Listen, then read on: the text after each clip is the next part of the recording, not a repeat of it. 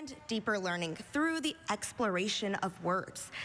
These 45 spellers have truly embodied that quest with their tireless preparation and drive for knowledge. This group of semifinalists makes me excited, not just for these next few hours of competition, but for the future that they will all help shape. So it's time for us to stand by for the next few minutes, and on cue, we will call speller number 4, Aaliyah Alpert, representing Arizona Educational Foundation, to the microphone to begin the semifinals. Best of luck to all of our semifinalists, and enjoy the show.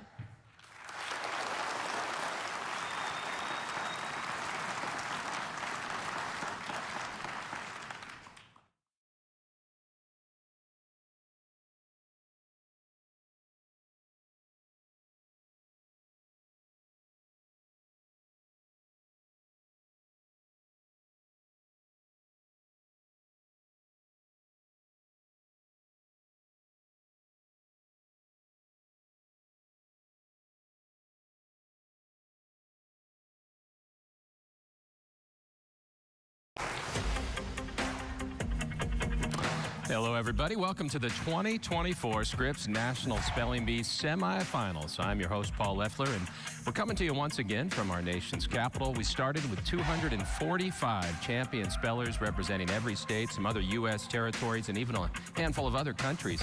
We've had some crazy, exciting preliminary rounds, then the quarterfinals, and now we are down to the final 45 semifinalists. But before we start with the competition, in with a few of the bee people who helped make it all happen. You know our official pronouncer, Dr. Jacques Bailey. I'm guessing you all ready down there, huh, Dr. Bailey? I think so. Well, I hope so. Right next to him, Dr. Kevin Mock. Dr. Mock, good to go?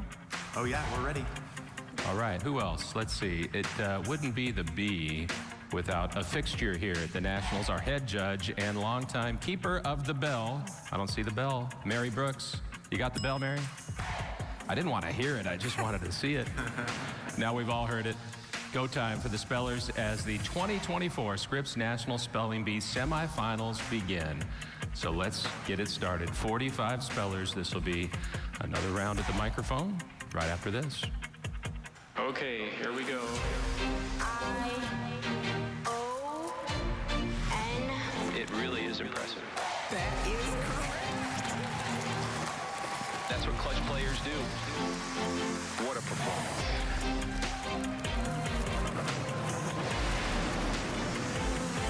You're destined for great things. We can feel it. The goal is to make it into the finals and win the whole thing tomorrow night. And we're going to begin with a spelling round. Each speller gets a minute and a half. Then we'll move in the next round to vocabulary when the spellers each get 30 seconds to choose one of 3 multiple choice options. Get it right, you move on. Get it wrong, you'll hear the sound of that bell that Mary just dinged for us. And of course, for any speller that hears the bell, the competition ends. Let's go right to the stage now. And our first speller from Phoenix, Arizona, Aaliyah Alpert. Aaliyah's an 8th grader. Was here Howdy, 2 Aaliyah. years ago, finished in the top 10. Bailey. I like your bees. Thank you. Attocotomy. Attocotomy. May I have the definition, please? Attocotomy is a surgical incision of the small upper space of the tympanic cavity. Attocotomy.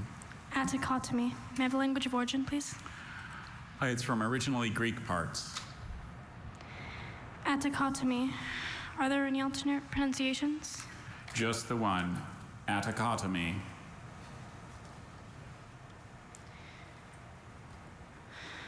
Attocotomy.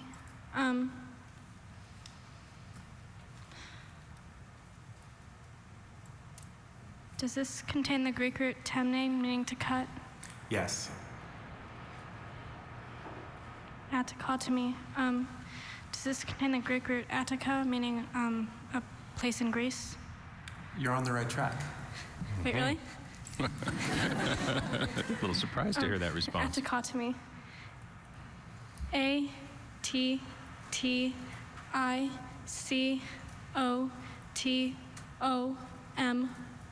Attocotomy? That is correct. Thank you. How about that? Aaliyah said, well, here's one connection I can think of. Doesn't seem likely, but it was.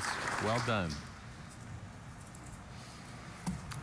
Hi, Shraddha. Hi, Dr. Bailey. So this word has a homonym. Let's do the definition too. Cutidurus or cutidurus.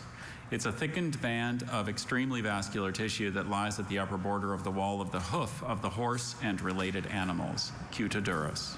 Cutidurus. Can I please have language of origin? It's made up of Latin parts. Okay. Does it come from the Latin cutis, meaning skin? It does. Does it come from the Latin durus, meaning hard? It does. Okay, cutidurus. Can I please have the language of origin again? It was formed from Latin parts. Cutidurus and cutidurus. Okay, and it's a noun? Yes, it is. Okay, cutidurus. C-U-T-I-D-U-R-I-S, cutidurus. That is correct. Thank you. So Shraddha rocked and ready, who went deep in this competition last year, tied for third, shows off her knowledge of those root elements. Now we have Rishab Shah from Merced, California. Is it Rishab? Rishab. Rishab, okay. Aramasp, Aramasp. Can I have all the information, please? certainly. Aramasp is a noun that comes from a word that passed from Greek into Latin. And Aramasp is one of a mythical race of one-eyed men of Scythia representing in ancient art as in constant strife with griffins over gold. As in, Cyclops are so last year, said Aristeas as he sat down to write his poem about encountering an Aramasp in the north. Are there any alternate pronunciations? Just the one, Aramasp. First Can we hear two you say vowels it could again? have Aramasp. Aramasp. multiple Can I have all the choices information for 'em. again, please? Aramasp. It comes from a word that passed from Greek into Latin. Aramasp is a noun, and Aramasp is one of a mythical race of one-eyed men of Scythia represented in ancient art as in constant strife with griffins over gold. Pronunciations again, please. Aramasp.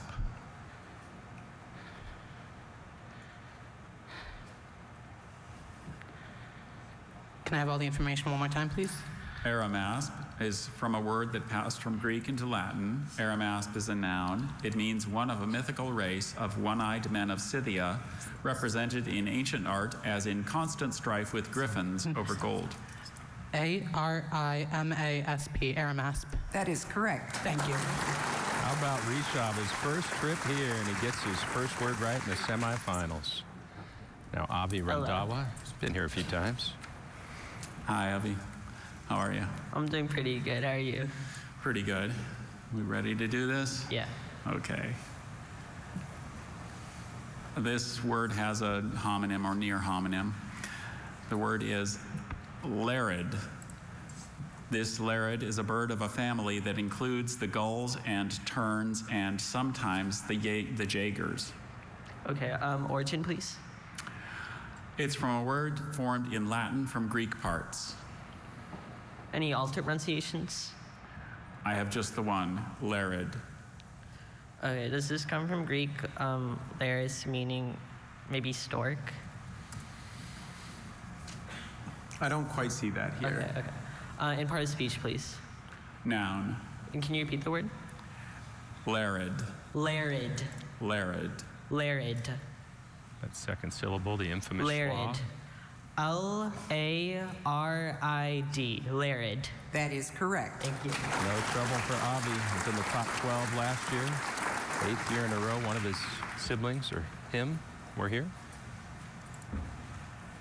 Or he, would be proper grammar. Here's Nathika Rungan from Sacramento. Hi, Nathika. Hi. Tenantite. Tenantite. May I please have all the information? Certainly. Tenantite is from an English name plus an English element. Tenantite is a noun. Tenantite is a mineral that consists of a blackish lead-gray sulfide of iron, copper, arsenic, and sulfur, and is isomorphous with tetrahedrite. In antiquity, tenantite was smelted to produce a copper-arsenic alloy that was harder than pure copper. Could you repeat the word one more time? Tenantite. Tenantite? Tenantite. Tenantite. Can I have all the information again? Sure. Tenantite is from an English name plus an English element. Tenantite is a noun. Tenantite is a mineral that consists of a blackish lead-gray sulfide of iron, copper, arsenic, and sulfur, and is isomorphous with tetrahedrite. Spellers will tell you the words Tenantite. from Could you names please repeat the language of origin? are very challenging. It's from an English name plus an English element. Tenantite. Am I pronouncing this correctly? We really don't answer that question. We're all paying attention. We'll try our best. The schwa sound and You're best single or off saying it double. very clearly into the mic several times. Tenantite. T-E-N-O-N-T-I-T-E. Tenantite. Tenantite is spelled T-E-N-N-A-N-T-I-T-E. Thank you. Nafika, before you leave the stage, I want to say to you, I know we haven't seen you since 2019. I can't imagine the amount of work that you have put in since then to be back here now in 2024. You're an amazing young lady. Your hard work and perseverance, here you are in the semifinals. So proud of you, and I'm sure your family and your sponsor. Thank you for being a part of the Bee all these years. Thank you so much. And another one of those, unless you're familiar with that British chemist who spelled his name that way, you're just guessing. Probably more of that to come. Shrey Parikh from Hi, San Shrey. Bernardino. Hi. Gold Cine. Gold City. Can I have all the information? Gold Cine is a small, brightly colored European marine fish. Gold Cine is of unknown origin. Gold Cine is a noun. The shiny gold cine darted in and out of the crevices of a pile of rocks on the ocean floor. Gold Cine. Can you repeat the language of origin? It's unknown. Gold Cine. Can you repeat the definition? A small, brightly colored European marine fish. Okay, could you repeat all the information? Gold cine is of unknown origin. It's a noun. Gold cine is a small, brightly colored European marine fish. Gold Cine.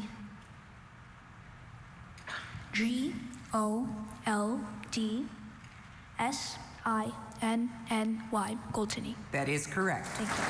Sometimes it's spelled just how it sounds.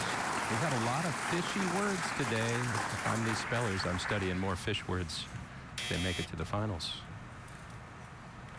Ben Evans is from San Diego, 8th grader, Twin Peaks Middle School. Hi, Ben. Hey, Ravasun. could you repeat that? Ravasun. Can I have the definition? Ravasun is the inferior quality seed of an annual herb of the genus Brassica. Language of origin? It's went from German to French before English.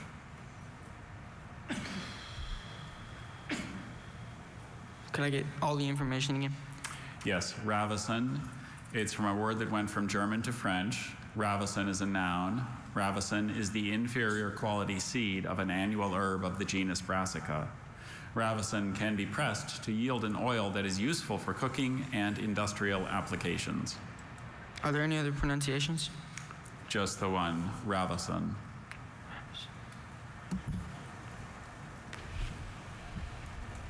So schwa in the middle, schwa in the last syllable. Ravison? Which one's which? Ravasun. Ravison. Can I have the origin again? German to French to English.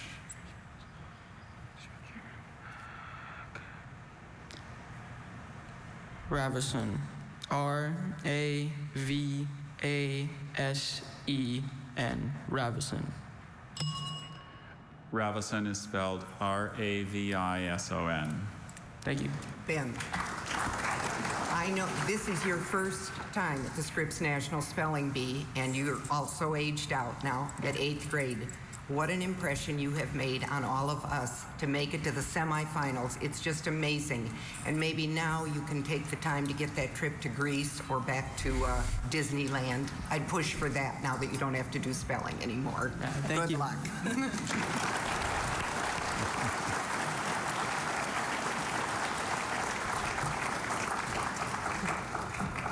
Reminded of how much time has been invested by every one of these spellers, including Aditi Matukumar, who's from Denver. Hi, Aditi. Taha. Taha, could I have the definition, please? Taha is a South African weaver bird with black and yellow plumage in the male. Taha, could I have the language of origin, please? It's from a Zulu word. Taha. Taha. Could I have the part of speech, please? Taha is a noun. Could I have all the information, please? Certainly. Taha is from a Zulu word. It's a noun. A taha is a South African weaver bird with black and yellow plumage in the male. The taha built an astonishingly elaborate nest in hopes of attracting a mate. And could you repeat the language of origin, please? Taha is from a Zulu word. Taha, could you repeat the definition, please? A South African weaver bird with black and yellow plumage in the male. Taha, could you repeat the word, please? Taha. Taha. Taha. And could you repeat the language of origin, please? Zulu. Taha. Not very common in this beat. T-A-H-A. Taha. That is correct. Thank you. Seen a couple already where there aren't a whole bunch of big clues, but you spell it how it sounds and you might move on, and that's exactly what Aditi did. Now Hayden Hughes from West Hartford, Connecticut. Hi, Hayden. Hi.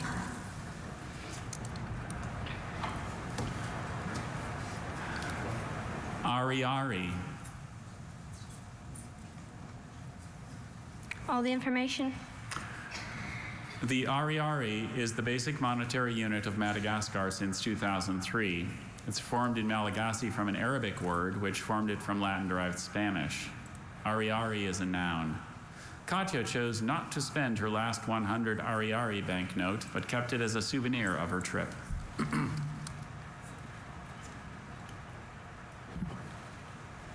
Ari. Ari.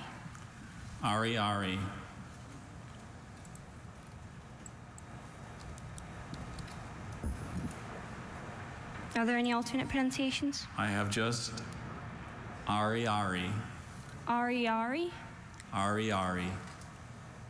Can you repeat the definition? The basic monetary unit of Madagascar since 2003. So unless you've been to Madagascar or studied world currencies, you're guessing how it sounds, which might be what Hayden's about to do. And the language of origin? It's formed in Malagasy from an Arabic word, which formed it from Latin-derived Spanish. Ari. A-R-I-A-R-I.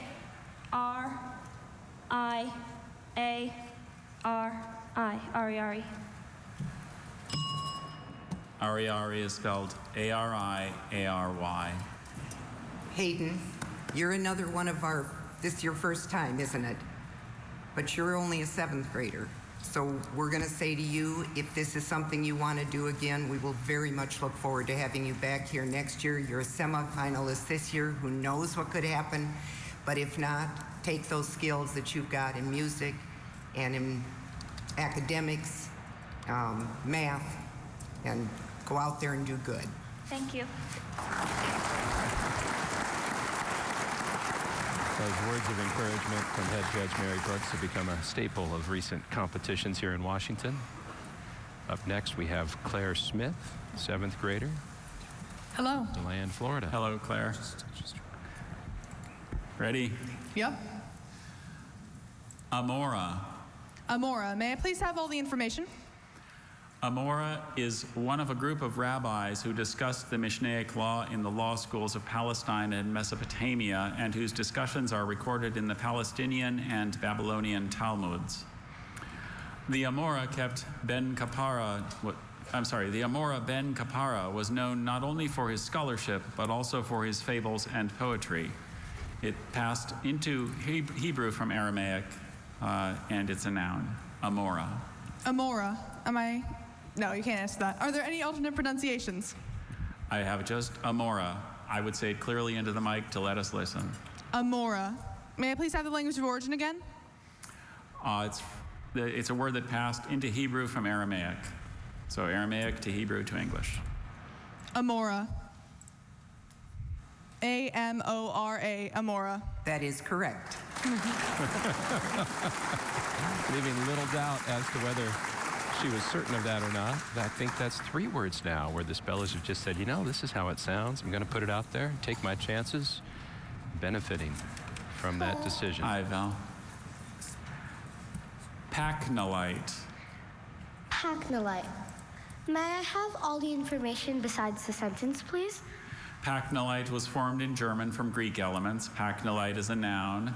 Pacnolite is a mineral consisting of a hydrous fluoride of sodium, calcium, and aluminum occurring in colorless to white monoclinic crystals. Pacnolite. Pacnolite. Does this come from the Greek paki, meaning thick? I don't see that here. Pacnolite. It's May I have the similar, language though. of origin one more time? Formed in German from Greek elements. Pacnolite. Pacnolite. German can help on that second consonant cluster as well. But you still have the schwa. Pacnolite. Could you say it one more time? Pacnolite. Could I have the definition one more time? Pacnolite is a mineral consisting of a hydrous fluoride of sodium, calcium, and aluminum occurring in colorless to white monoclinic crystals. Could you say the word one more time? Pacnolite. Pacnolite. Are there any alternate pronunciations? Just pacnolite. Pacnolite. Okay. P-A-C-H-N-O-L-I-T-E.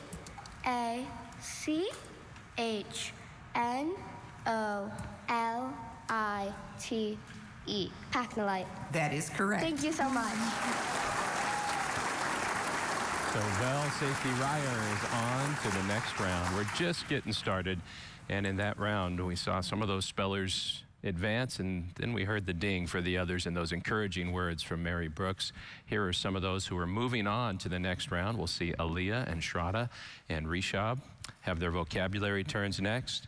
We saw Avi, Nitika, Shrey, and Ben go up to the competition. If you see the B next to their name, that means they're continuing. If you don't see the B on your screen, that means that's a speller that was eliminated here in this round. We still have a whole lot more spelling ahead here at the 2024 Scripps National Spelling Bee Semifinals. We're going to come right back after this. National Spelling Bee, sponsored by Pilot Pen. Only friction erasable pens write smoothly and erase cleanly.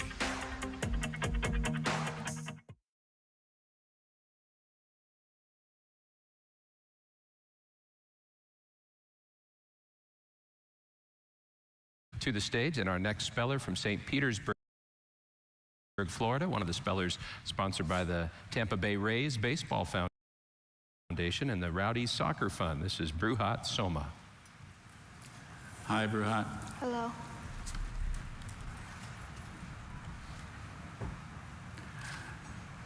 Confiteor. Confiteor, Latin con meaning together. You're on the right track. Can I have all the information? Confiteor or confiteor is from Latin, a noun. Confiteor is a liturgical form in which sinfulness is acknowledged and intercession for God's mercy requested. Frank's favorite part of the Mass was striking his breast 3 times during the Confiteor. Can you repeat the word?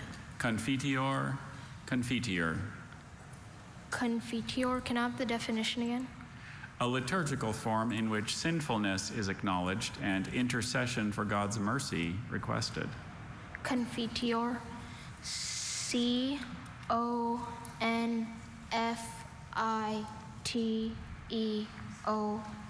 confiteor. That is correct. Thank you.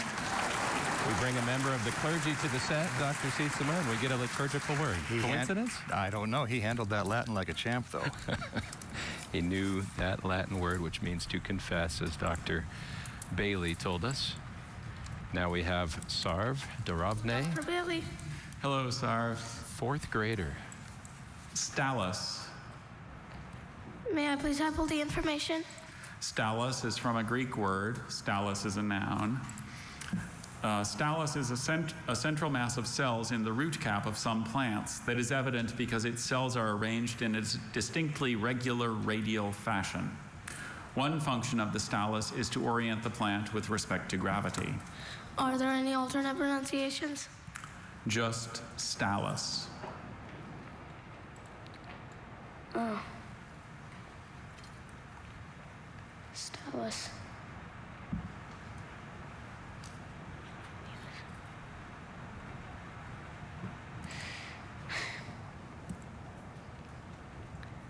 Stalis.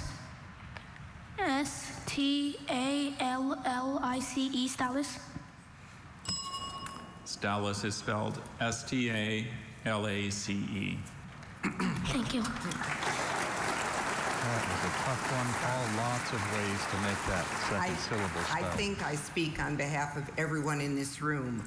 It is absolutely amazing to see a fourth grader make it into the semifinals. And I want to tell you from a personal standpoint, I have a daughter who's teaching fourth grade, and right now they're all tuned into this and watching. They see themselves in you because you've made it this far. So please know how very proud so many people, and we're rooting for you, and we're very hopeful we're going to see you back here next year. Thank you. All these spellers have their tricks, their little different memory techniques, their mnemonics, and maybe Stalis is like palace or something. That's a great way to analogize it. Now here's Nadom. Hi. Hi, Nadom. Ananaceous. Ananaceous. Can I have the definition? Of or relating to a family of mostly tropical trees or shrubs comprising the custard apples and related plants that have alternate leaves, flowers with 3 sepals and 6 petals, and fleshy fruits. Can I have all the information? Ananaceous was formed in Latin from Taino-derived Spanish plus a Latin part. Ananaceous is an adjective.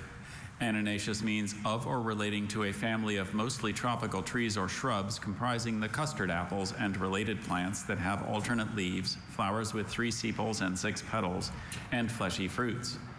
The pawpaw, which grows wild throughout Eastern America, is a common ananaceous fruit.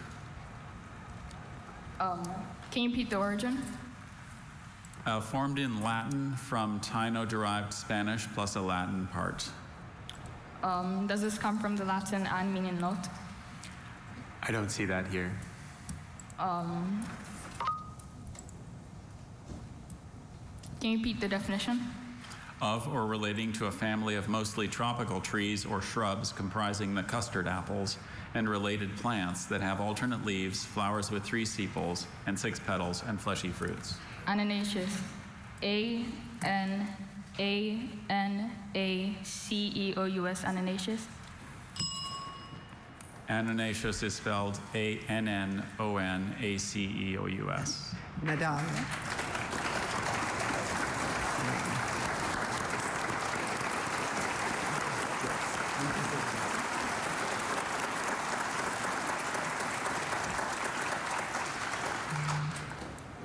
The number 3 jumps out at me. This is your 3rd appearance.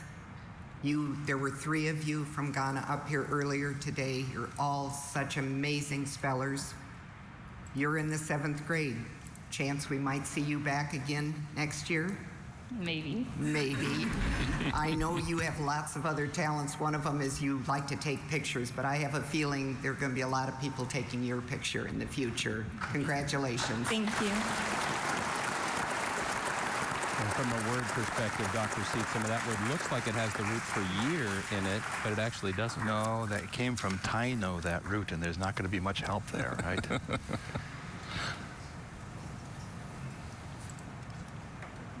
Hi, Dr. Bailey. Howdy. Natomatid. Natomatid? Natomatid. Natomatid. Can I have all of the information? Yes, natomatid is from a word formed in Latin from originally Greek parts. Natomatid is an adjective. Natomatid means of or relating to the large family of rotifers, including many typical and common forms that usually have a nearly cylindrical body with a slender posterior foot ending in 2 toes. Can I have the language of origin? It's from a word formed in Latin from originally Greek parts. Are there any alternate pronunciations? I have just natomatid. Natomatid? Natomatid. Natomatid. Natomatid. Natomatid. Natomatid. You've got vowel choices. Can you repeat all with the schwas. information? Sure. Natomatid is from a word formed in Latin from originally Greek parts. Natomatid is an adjective. Natomatid means of or relating to the large family of rotifers, including many typical and common forms that usually have a nearly cylindrical body with a slender posterior foot ending in 2 toes. Natomatid. N-A-T-O-M-O-T-I-D.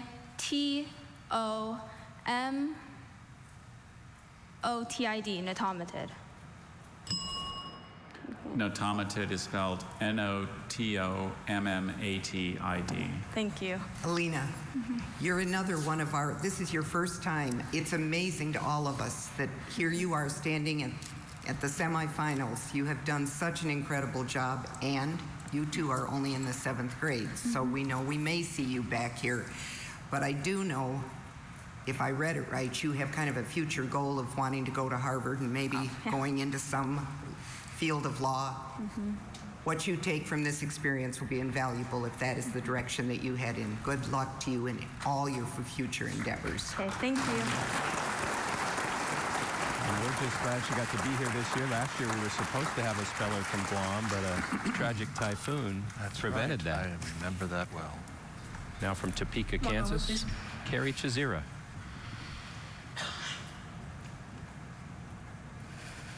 All right, I'm ready. Saginite. Definition, please. Saginite is a mineral consisting of an acicular rutile that occurs in reticulated forms and is often embedded in quartz or other minerals. Language of origin, please. Saginite was formed in French from a Latin part plus a French element. Saginite. Does this come from the Latin root "ite," meaning mineral? I don't quite see that here. What's that? May I have all the information, please? Saginite was formed in French from a Latin part plus a French element. Saginite is a noun. Saginite is a mineral consisting of an acicular rutile that occurs in reticulated forms and is often embedded in quartz or other minerals. In her agate collection, Otzi's favorite is one that has reddish saginite in it and a clear quartz center. Part of speech. Noun.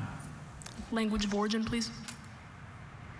Formed in French from a Latin part plus a French element. Saginite. Saginite. S-A-G-I-N-I-T-E.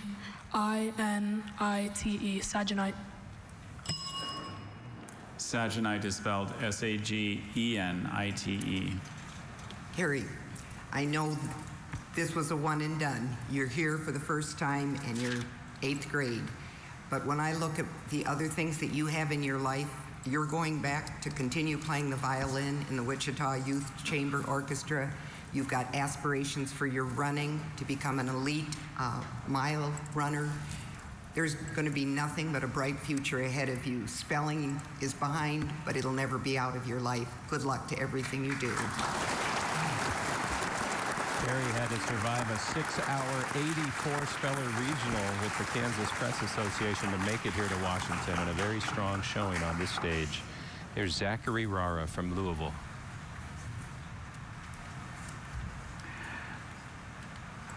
Dalapon. Can I please have the definition? Dalapon is an herbicide that kills monocotyledonous plants selectively and is used especially on unwanted grasses. Are there any other alternate pronunciations? Just Dalapon. Can I have all of the information, please? Dalapon was probably formed from a Greek part, a Phoenician-derived Greek part, and Greek-derived French elements. Dalapon is a noun. Dalapon is an herbicide that kills monocotyledonous plants selectively and is used especially on unwanted grasses. Lita wanted to try Dalapon on the grass that kept regrowing in her flower bed, but Warren pointed out that it would probably kill the irises. Can you repeat the language of origin? Probably from a Greek part, a Phoenician-derived Greek part, and Greek-derived French elements. Thank you. Dalapon. D-A-L-O-P-O-N. Dalapon. Dalapon is spelled D-A-L-A-P-O-N. Zachary, this is your first appearance. You're a 7th grader, so we will be hopeful that we might see you back next year. But I want to just give a shout out. You're representing one of our first-time sponsors, the Louisville Free Public Library. I know all of us in this room value libraries and books, and we are so proud that they brought you to the Scripps National Spelling Bee and that you made it to the semifinals. Congratulations. Thank you. We're getting a sense of the high stakes, and here's the tally so far. 8 spellers have been eliminated, 9 have made it through. And of course, we still have the rest of the round, 28 more to compete. If you see the B next to a name on your screen, that means they're moving on, like Bruhat Soma is. We saw Alina, Carrie, and Zachary all hear the bell in this round, and we'll get back to the stage for more spelling, continuing with Dr. Brian Sietzimo, the associate pronouncer, who for now is analyzing the words instead of reading them. Dr. Bailey's going to read the next one for Quint Carlson, who's from nearby Annapolis, Maryland, 6th grader at Crofton Middle School. Hey, Quint. Hello, Dr. Bailey. A par. A par, could I have all the information? A par was formed in Portuguese or Spanish from a Tupi word. A par is a noun. And a par is the 3-banded armadillo of South America. The apar rolls into a ball when threatened, which is foolproof so long as your opponent isn't a soccer team. Apar. Apar, could you please repeat the word? Apar. Could you repeat the language of origin? Portuguese or Spanish. So it went from Tupi to Portuguese or Spanish to English. Could you repeat the language of origin one more time? Tupi to Portuguese or Spanish to English. Could you repeat the word? Apar. Could you repeat all the information? Apar went from Tupi to Portuguese or Spanish to English. Apar is a noun, and apar is the 3-banded armadillo of South America. The apar rolls into a ball when threatened, which is foolproof so long as your opponent is not a soccer team. Apar, could you repeat the language of origin one more time? It was formed in Portuguese or Spanish, but it's from a Tupi word. Apar, could you please repeat the word? Apar. Apar. A-P-P-A-R, apar. Apar is spelled A-P-A-R.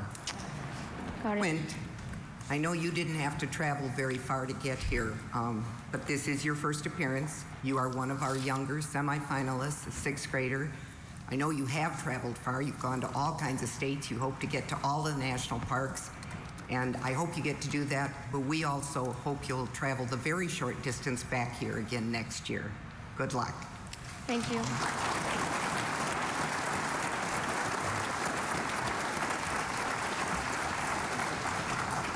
He asked the origin question a few times, and those languages don't have a whole lot of double consonants. No, Tupi also as such an Howdy, uncommon Nadia. language.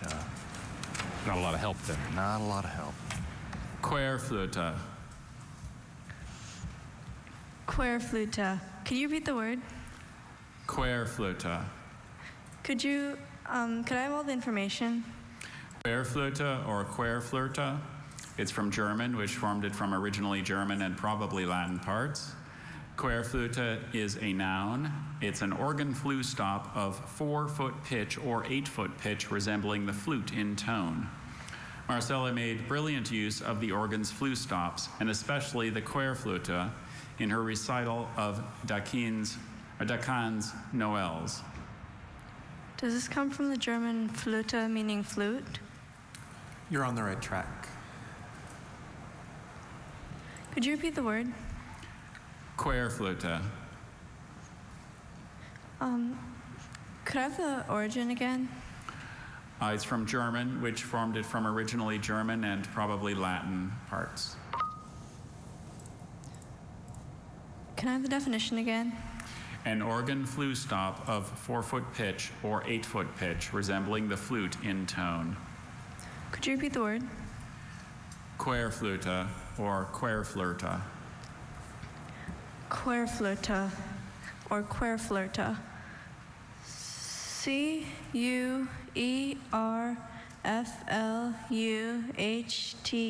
Querflöte.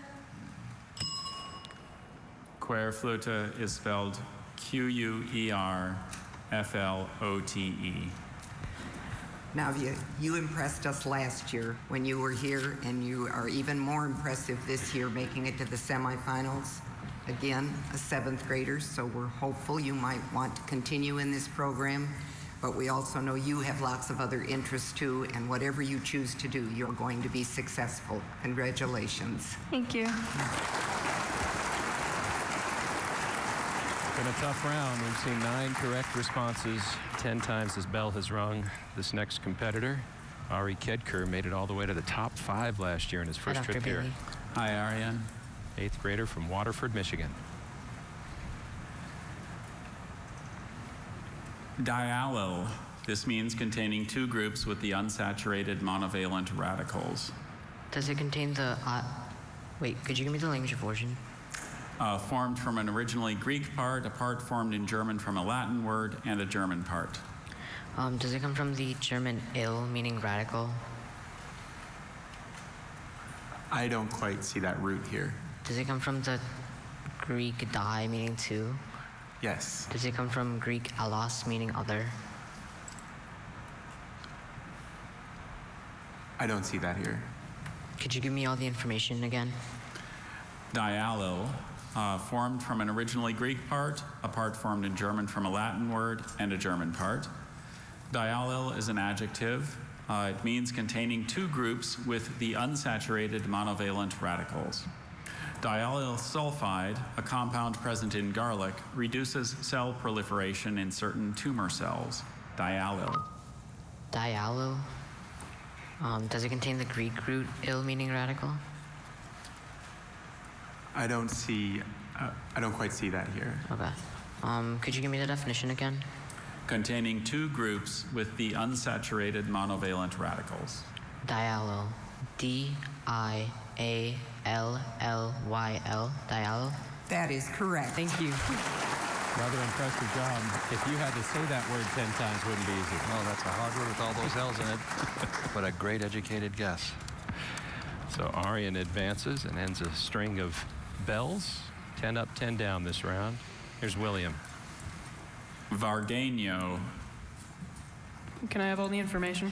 Certainly. Vargueño is the only pronunciation. It's from a word formed from a Spanish geographical name. Vargueño is a noun. A vargueño is a decorative writing cabinet of a form originating in Spain, composed of a rectangular chest supported on legs or a decorative framework, and having the front opening downward on hinges to serve as a writing desk. Mom has her heart set on a walnut vargueño with gold inlay she found on an online auction site. Vargueño. Vargueño. V-A-R-G-E-N-O. Vargueño. Vargueño is spelled V-A-R-G-U-E-N-O. William, your journey with spelling is coming to an end as an 8th grader, but we sure have enjoyed watching you both last year and this year, and to see the growth that you've made from your first year here to now being in the semifinals. And we know you're going to continue to put all of that knowledge to work, not just spelling, on your school's knowledge whole team. Congratulations. Thank you very much. Not for the faint of heart, Dr. Seatsuma. No, that's a pattern he'll learn is that Spanish hard G has got to have a U after it. And there's a following E. Hi, Garrett. Hi, Dr. Bailey. Rickettsemia. Can I have all the information, please? Rickettsemia was formed in Latin from an American proper name and Greek elements. Rickettsemia is a noun. Rickettsemia is the abnormal presence of a rod-shaped bacterium that lives intracellularly in biting arthropods in the blood. Fluffy was diagnosed with rickettsemia after the veterinarian received the results of the blood tests. Can you repeat the definition, please? Rickettsemia means the abnormal presence of a rod-shaped bacterium that lives intracellularly in biting arthropods in the blood. Rickettsemia. R-I-C-K-E-T-S-E-M-I-A. Rickettsemia. Rickettsemia is spelled R-I-C-K-E-T-T-S-E-M-I-A. Garrett, you're a very impressive speller. You're so confident and show such poise on the stage. You did last year, tying for 23rd, and you have this year. And your journey is coming to the end too, but I know you're a golfer and that's all consuming, and you also are in your band program, so go and enjoy those activities and do your very best. Congratulations. He can root for his Kansas City Royals all summer too. And Dr. Sietzema, another one of those words where the derivation is from a proper name. Yeah, and those are impossible to suss out with root questions. That's where the double T came from, Ricketts. Hi, Sonia. Hi. Sonia Kulkarni from St. Louis. Mesembryanthemum. Can you repeat the word? Mesembryanthemum.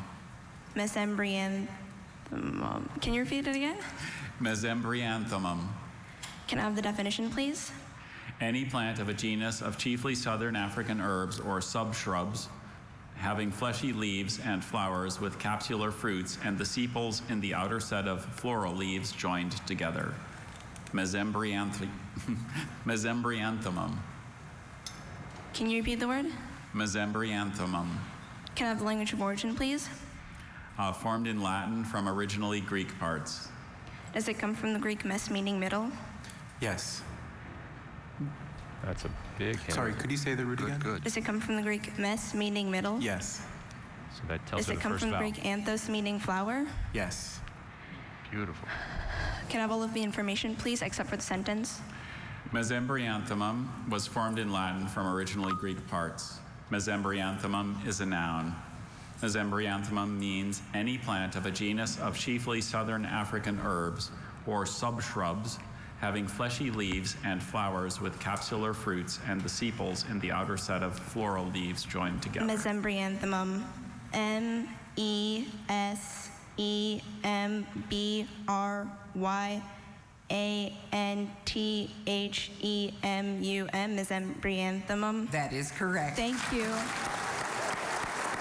Dr. Sietzema, the clock said 13 when she started spelling, and that's 16 letters. Yeah, there were more than a few syllables in that word, but she did great. She used those roots to full advantage. Wow, that had our hearts racing. Well, here's the latest now. We have 11 who have spelled correctly, a dozen who have missed. Arian is moving on to the next round. Quint and Navia had to leave in this round. You see Sonia, you just saw that buzzer beater that she pulled off. Still a long way to go. And Dr. Sietzema, I guess we'll let you get back to pronouncing for a change. Thanks for lending your insight to us. Thanks so much, Paul. All right, he's Dr. Brian Sietzema, and we'll all be back here at the 2024 Scripps National Spelling Bee Semifinals right after this. The Scripps National Spelling Bee, sponsored by Sonic. When you sip at Sonic, schools win.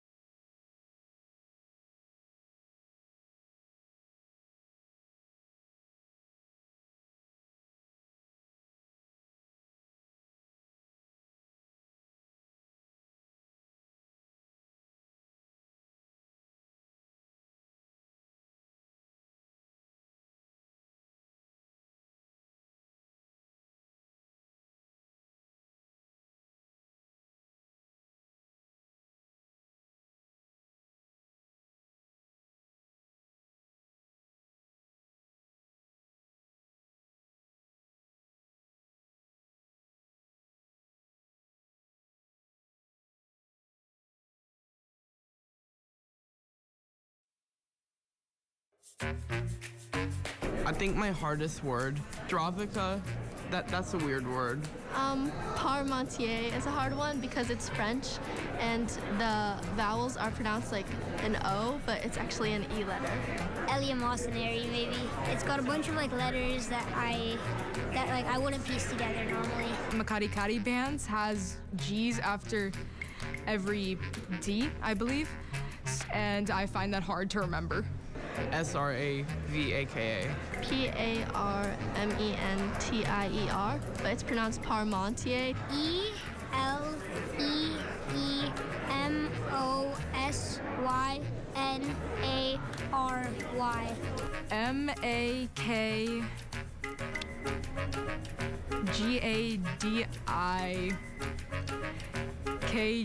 MAKGADIPANS, I believe. Let's hope that's right.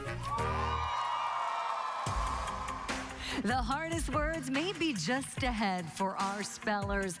Welcome back to the 2024 Scripps National Spelling Bee Semifinals. I'm your co-host, Julie Grant from Court TV. I am a former speller myself a long time ago, and so glad to be back here at the Bee, and so happy to have alongside me our champion from 2015 and current in-house BMC, Miss Vanya Shivashankar. Good to see you, my friend. Good to see you, Julie. Thanks for having me back, as always. Of course. Do you feel a little less pressure?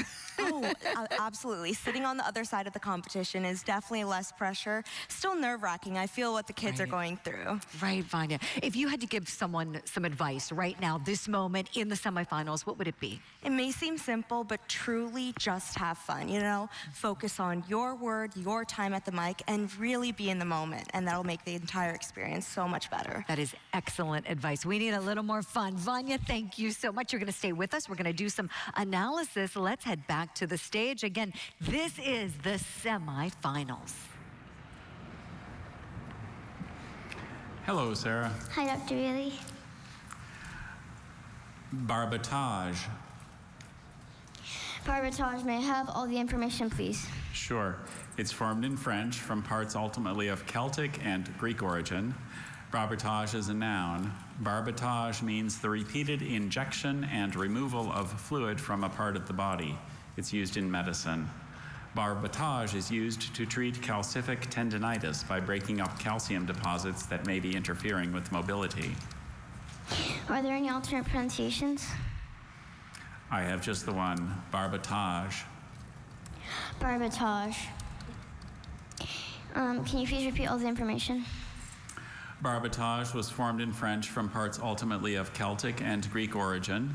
Barbotage is a noun, meaning the repeated injection and removal of fluid from a part of the body. It's used in medicine. Barbotage, does this come from the Latin barba, meaning beard? I don't see that here.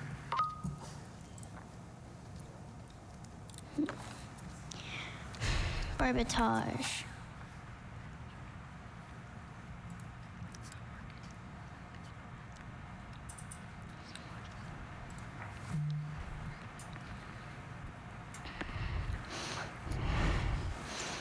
Barbotage. B-A-R-B-O-T-A-G-E,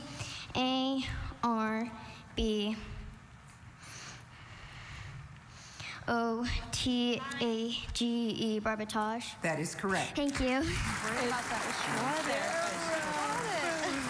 Isn't she darling? 12 years old, second time at the Bee. Hi, Dr. Bailey. Hi, Harini. Mishima. Mishima, can I have the language of origin? It's from a Japanese geographical name. Mishima, can I have the part of speech? Noun. Mishima, can I have the definition? A Korean method of decorating pottery by carving the greenware and filling the cuts with clay of a different fired color. Mishima, are there any alternate pronunciations? Just Mishima. Mishima, can I have the language of origin again? Language of origin? Yeah.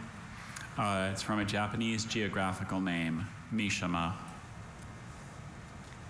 No real indication of what that schwa Mishima. M-I-S-H-I-M-A. Mishma. That is correct. Thank you. Harini moves on. Maybe third time will be a charm, Vanya. This is our third time hitting the national stage. Experience really Hello, helps, Dr. Bailey. Joy, Hi, Wai. as we've seen in the whole competition so far. Sauteur. Sauteur. May I have the language of origin? It's from Latin-derived French. May I have the definition? Yes, it's a kind of fish. Any of several fishes of a family of marine percoid fishes having the scales reduced and embedded in the skin. Sauteur. Sauteur. Sauteur. Sauteur. S-A-U-T-E-U-R. Sauteur. That is correct. Thank you. Wow. Great use of French language patterns that really help figure out how to use all those vowels together. Hi, Leah. Hi. Doripids. Doripids. May I have the language of origin? Doripids was formed in Latin from a word probably from a Latin and Greek name plus an originally Greek element. Doripids. May I have the definition? Doripids are crabs of a nearly cosmopolitan family of small, deep-water oxystomatous crabs. Doripids. Doripids. Does this contain the Latin ped, meaning foot? I don't see that listed here. Doripid. Does this contain the Latin dur, meaning hard? I don't see that listed here. Are there any alternate pronunciations? Just the one. Doripids. Doripids.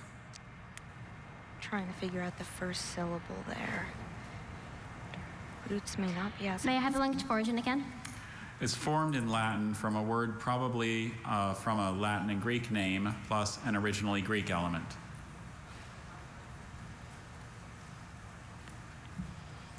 Does this contain the Greek id, a member of a family or genus? I don't see that root listed here. May I have the part of speech? It's a plural noun. Can you say it again? Doripids. Oh, and there's the dreaded clock. Definition? Actually, no, wait, I can't say that. Watch the time. Hurry.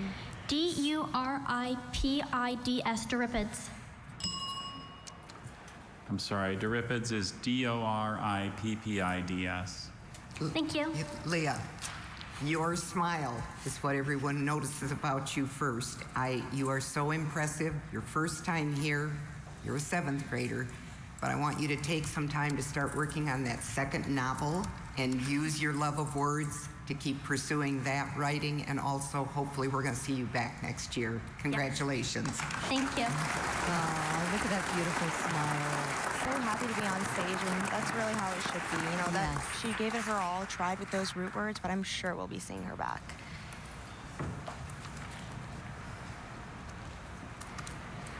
Hi, Micah. Hello. Carita. May I have all information, please? Sure. Carita is from Spanish. Carita is a noun. It's a kind of boat, a small boat resembling a coracle used by Native Americans of Southern California.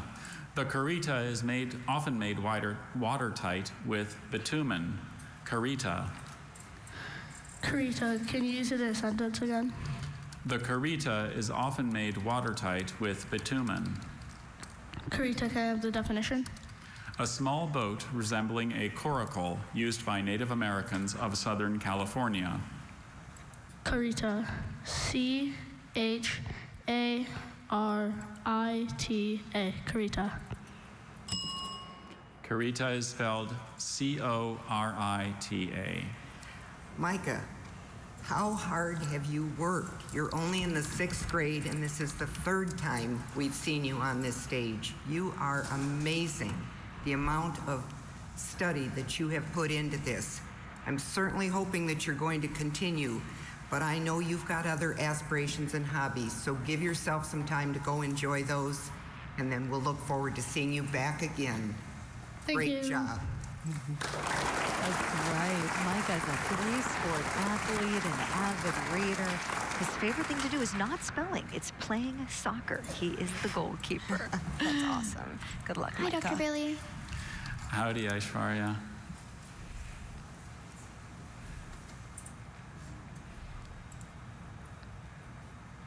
Camino. Camino. Can I have all the information, please? Camino is from Latin-derived Spanish. Camino is a noun. A camino is a dwarf plant that is native to Egypt and Syria and has long been cultivated for its aromatic seeds, which are used in flavoring. It's another word for cumin. The seeds of camino are an essential element in the cuisines of North Africa, India, the Middle East, and Mexico. Camino. Camino. Are there any alternate pronunciations? Just the one, camino. Definition, there might be actually a trick rather than a hint, so let's see what we can do with that first vowel. Camino. Could you repeat all the information? Camino is from Latin-derived Spanish. It's a noun. A camino is a dwarf plant that is native to Egypt and Syria and has long been cultivated for its aromatic seeds, which are used in flavoring. It's also known as cumin. Camino. I'm seeing a lot of schwas in this segment of the competition. You're right. Could you repeat the language of origin? That schwa sound is so tricky. Camino. The hardest one. C-U-M-I-N-O. Camino. Camino is spelled C-O-M-I-N-O. Aishwarya, I know this is your first appearance here, but I understand that you've been competing in spelling bees since you were 6. Is that correct? That's a very, very long time to commit to something. How impressive it is. And I have a feeling that knowing you've got one more year of eligibility, we're going to see you back. But between now and then, go write some more of your short stories and incorporate all these great words that you've had this week. Congratulations. Thank you. Isn't that the truth? Aishwarya is an avid reader and writer. I'm sure this spelling knowledge really takes her far with all of that, too. Hi, Dr. Billy. Howdy, Ananya.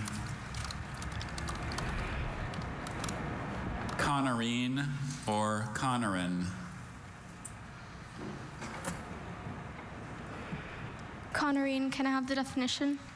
An oily base obtained as a decomposition product of a liquid alkaloid with a penetrating odor and burning taste that is found in the poison hemlock.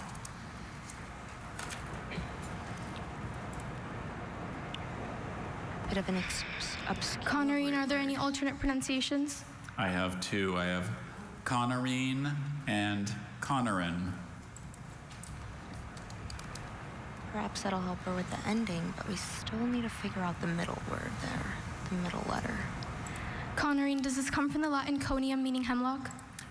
Yes.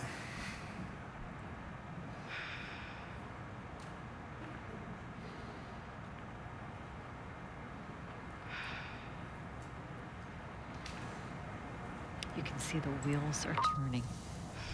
Connorine, are there any alternate pronunciations? There's just the 2. Connorine, Connorin. Connorine, Connorin. Can I have the language of origin? It's from a word formed in German from originally Greek parts plus a German element. Connorine. C-O-N-Y-R-I-N-E.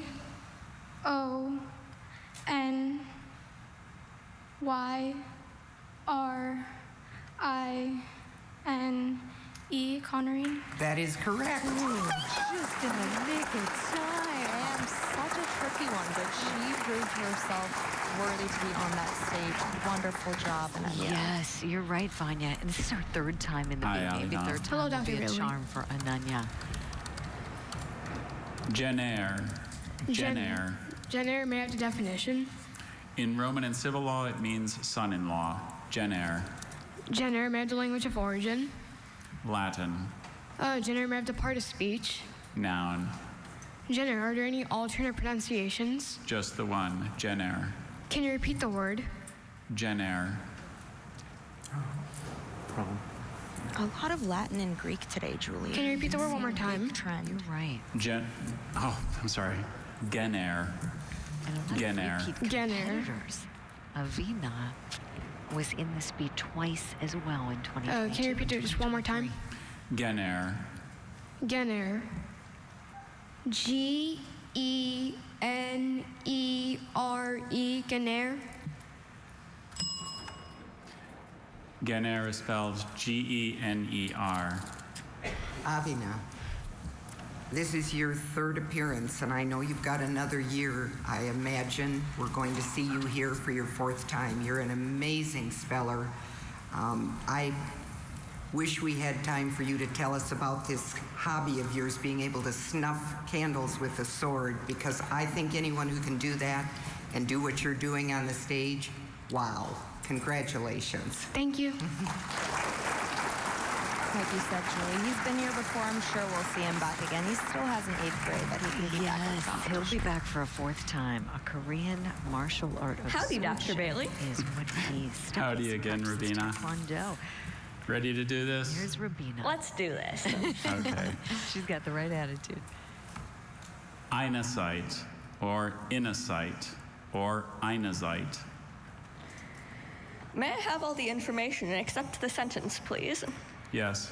Einesight, inesight, einesight.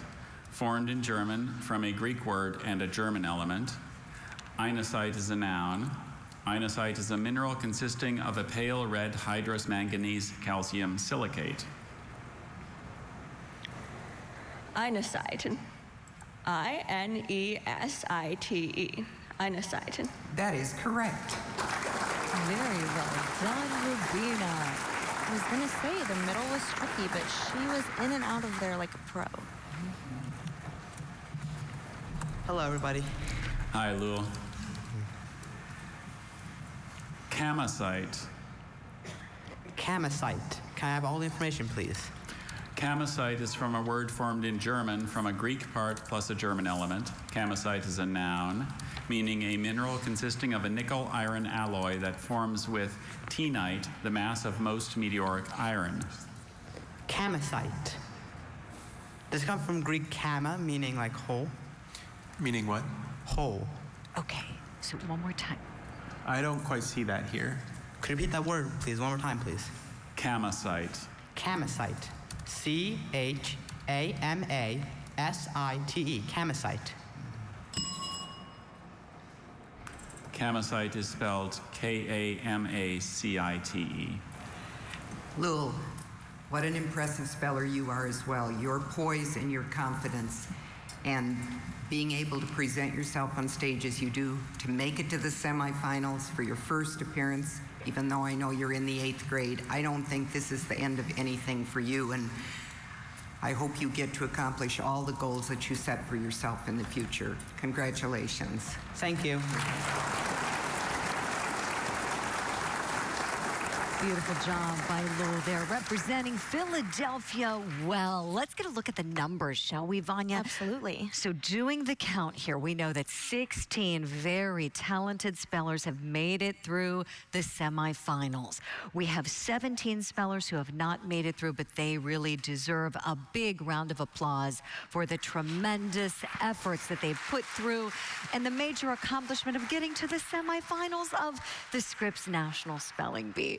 Vanya, it's been such a pleasure having you do the play-by-play and the color commentary with me. We're getting there, friends. We're going to return to the semifinals here at the Scripps National Spelling Bee right after this quick break. Don't go away. The Scripps National Spelling Bee is sponsored by the Jimmy Dean brand. Today's your day to shine on.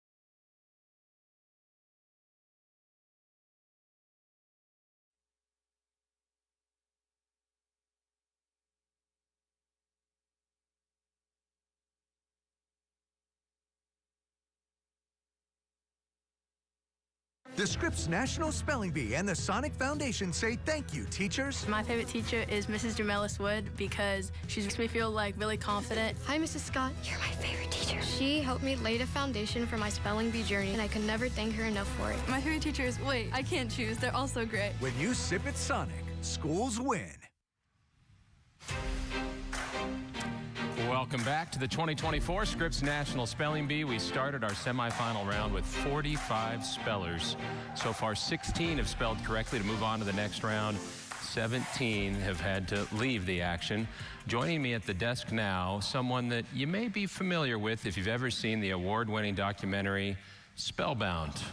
Can we party like it's 1999 with Dr. Nooper Lala, the 1999 Spelling Bee champion? Welcome back, 25 years. I can't believe that. I can't believe it either. How often do you get asked about Spellbound or your bee championship 25 years ago? More often than people would think. I actually had somebody in clinic ask me just a few weeks ago about it. So it comes up, but it's something I'm very proud to be attached to. Well, I'm sure you're proud of being a neuro-oncology fellow, too, at Memorial Sloan Kettering Cancer Center the last few years in New York. Spelling enter into some of those medical terms you're looking at on a patient's chart? Oh, my goodness. Especially the spelling background has helped a lot in my current career, as a lot of the entities I deal with are polysyllabic in name. Well, that's a good word, too, to spell, polysyllabic.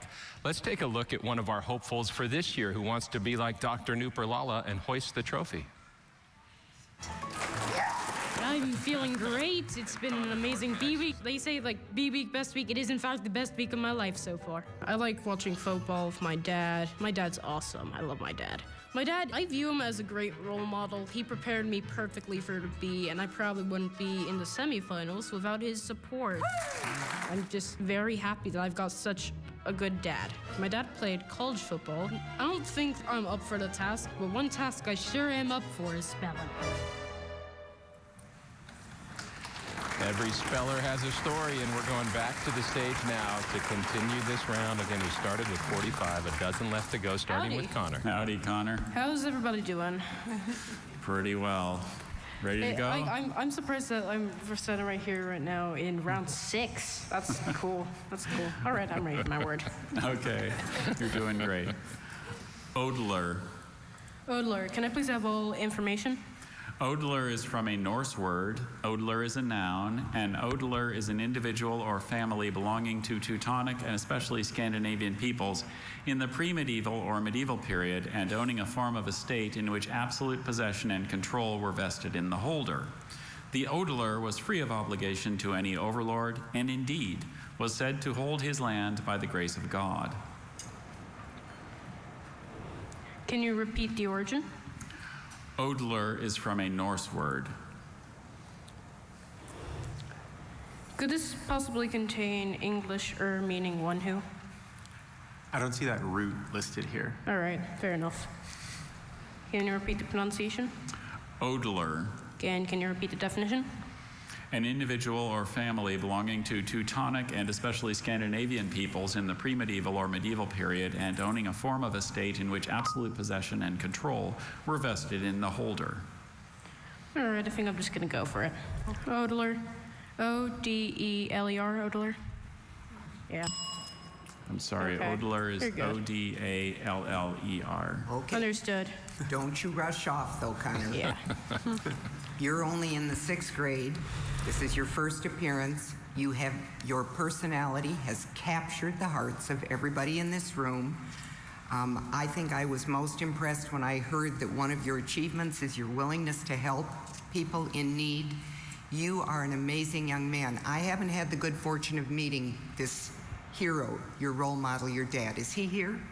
He's over there. Okay. He's pretty tall. I think you can see Yeah. him. Well, Dad, I'm pretty sure that Dad right now is saying you're his hero. So congratulations to both of you.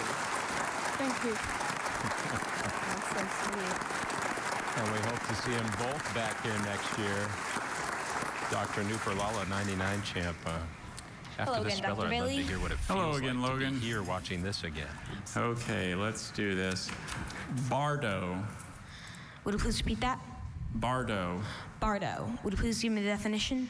An intermediate or astral state of the soul after death, but before rebirth. Would you please give me the language of origin? Tibetan. Bardo. Would you please give me the part of speech? Noun. Would you please use it in a sentence? In Tibetan Buddhism, it is believed that the deceased can still hear prayers while inhabiting the bardo. Bardo. Would you please give me all the information? Bardo is from Tibetan. Bardo is a noun. It means the intermediate or astral state of the soul after death and before rebirth. Bardo. B-H-A-R-D-O. Bardo. Bardo is spelled B-A-R-D-O. Thank you. Logan, how much time have you spent in the process of learning words? This is your 4th appearance. You've made it to the semifinals this year. You're in the 8th grade, but I can't imagine that you wouldn't feel so very proud of yourself for what you've accomplished. We certainly are, and we have absolutely enjoyed seeing you these past 4 years grow into the young man that you've become. So best of luck in everything that you do in the future. Congratulations. Thank you. So Bardo, the word that Logan will remember. Tibetan, Dr. Lala, not a run-of-the-mill derivation there. Not at all. Did not give me a clue in the least. That was challenging. Hi, Jaden. Hello. Jaden Jung from Amarillo. Lenolite. May I have all the information, please? Lenolite was formed from a U.S. geographical name plus a Greek-derived English element. Lenolite is a noun. Lenolite is a mineral consisting of any of a number of micaceous minerals that are hydrous silicates derived generally from the alteration of mica. Jing was able to identify the lenolite by its green color. May I have the definition again, please? Lenolite is a mineral consisting of any of a number of micaceous minerals that are hydrous silicates derived generally from the alteration of mica. Lenolite. L-E-N-E-L-L-I-T-E.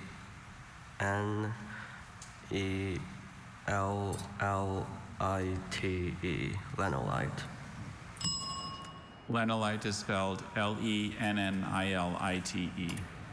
Jada, amazing that you are in the semifinals this year. You placed 12th last year. You have worked incredibly hard for the past couple years, devoting so much time and energy to spelling. But I see that you are so involved in the areas of science and math and music, and I hope that you'll be able to go off into those areas now and put just as much energy into them as you have into this spelling. Thank you for being a part of the Scripps National Spelling Bee. Thank you. Unless you're familiar with Lenny Mills in Pennsylvania, you would not know that that's the way that word's spelled. You feeling some of those emotions again? Oh, certainly. Every time somebody steps to the mic, for sure. Doesn't leave you. Not at all. Here's Faison. Okay. Selva G. Selva G, can I have all the information? Sure. This word is from a probably Flemish-derived English word and an English element. Selva G is a noun. Selva G means a skein of rope yarns wound around with yarns or marlin, as for stoppers or straps. Callan created a sturdy Selva G to keep the knot in the anchor line from coming undone. Okay, could you repeat the word? Selva G. Selva G, okay. Could I have all the information except the sentence? Selva G. This word is from a probably Flemish-derived English word and an English element. Selva G is a noun. Selva G is a skein of rope yarns wound around with yarns or marlin, as for stoppers or straps. Selva G, okay. Could I have the language of origin? From a probably Flemish-derived English word and an English element. Okay. Repeat the word. Selva G. Selva G, okay. Selva G. S-E-L-V-A-G-E-E. Selva G. That is correct. Thank you. How about Faison Zaki from Dallas, just the 6th grader, and only the 17th to move on to the next round. Hi, Shreya. Hello. Alta Place. Alta place? Alta Place. Alta place? Alta Place. Alta place. Can I have the definition, please? A recombinant form of tissue plasminogen activator that is used to prevent damage to heart muscle following a heart attack and to reduce neurological damage following ischemic stroke. Alta place. Can I have the language of origin, please? One part is from an element of undetermined source, and another part is from Latin-derived French elements plus a Greek-derived Latin element, and another part is from a Greek-derived French element. Alta place. Does this come from the Latin alti, meaning tall? I don't see that here. Thank you. Alta place. Are there any alternate pronunciations? Just the one. Alta Place. Alta place. Can I have the part of speech, please? Noun. Can I have the language of origin one more time, please? One part is from an element of undetermined source. Another part is from Latin-derived French elements plus a Greek-derived Latin element. And yet another part is from a Greek-derived French element. Can you please use the word in a sentence one more time? Alteplase must be administered within 4.5 hours of the onset of symptoms. Thank you. Alteplase. A-L-T-I-P-L-A-S-E.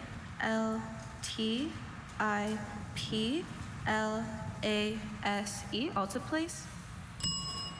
Alteplase is spelled A-L-T-E-P-L-A-S-E.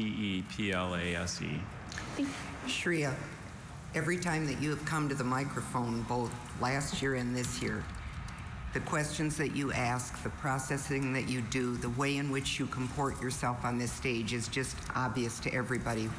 What a wonderful young lady that you are. And I know 8th grade, you're done with spelling, but you've got so many other things, and I hope, being a big reader that you are, that you'll continue to look for all those wonderful words out there and use them and spread your love of spelling and reading to as many others as you can.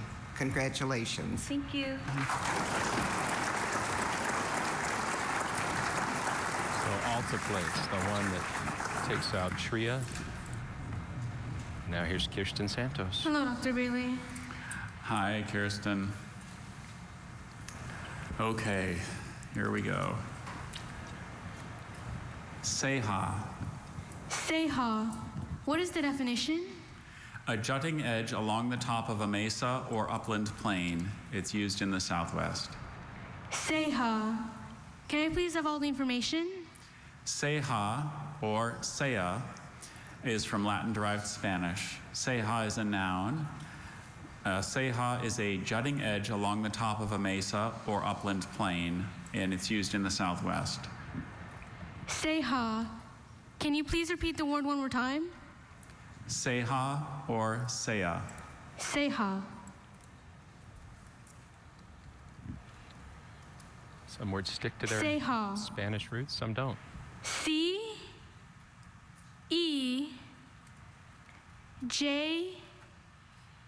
Seha. That is correct. Thank you. That one does for Kirsten Santos, which means we've had 18 spellers now who have correctly guessed their words this round. 21 have been eliminated. If you look at your screen, if there's a B next to a name, they're moving through. In this case, those 3 have had to leave the competition. Faison and Kirsten, we just saw, get their words correct. And we'll continue with the competition. Just a few left in this round as they try to make the finals tomorrow night. We have Dr. Nupur Lala, the 1999 national champion. And I had asked you if there were words you still run into. Maybe alteplase as a neuro-oncologist was one of those? That is certainly a word I run into, but it's still challenging. I think many neurologists would also have trouble with it. And when you administer it, it doesn't matter how it's spelled. You're saving a life, so they need it right then. We're going to keep going back to the competition here and continue with the round with our next speller.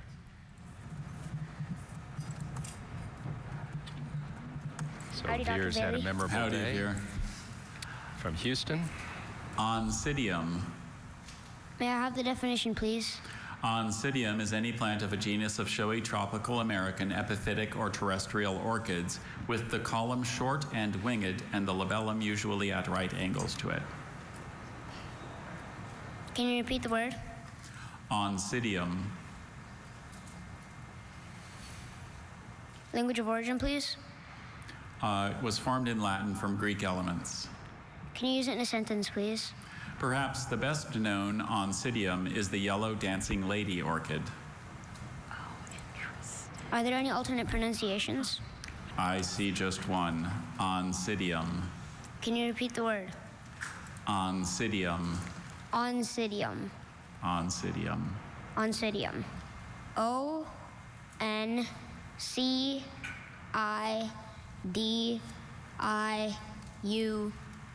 Oncidium. That is correct. Can't hold back that smile for Veer Lagarde from Houston, Texas, just a fifth grader. Same route as oncology, which Dr. Lala was talking about.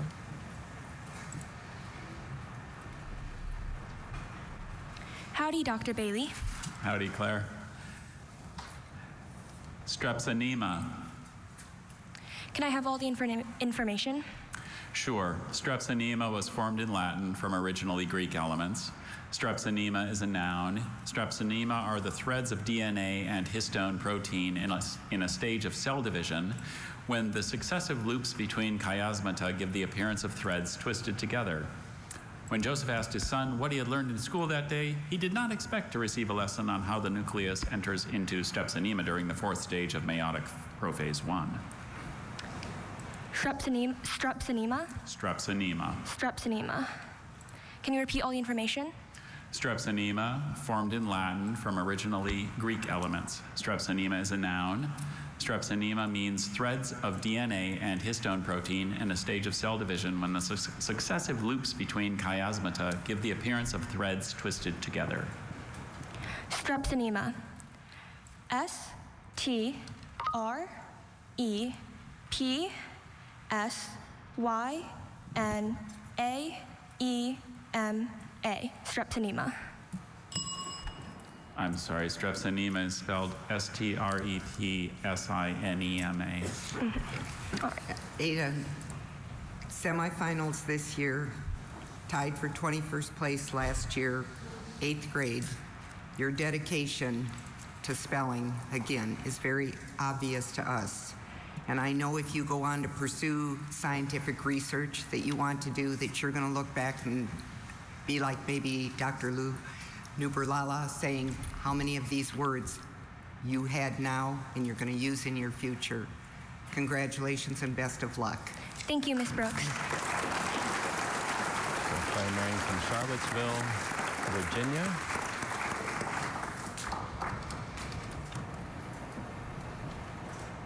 Nargisa's had a wild Hello, ride Dr. today. Bailey. Some tricky ones. Hi, Nargisa.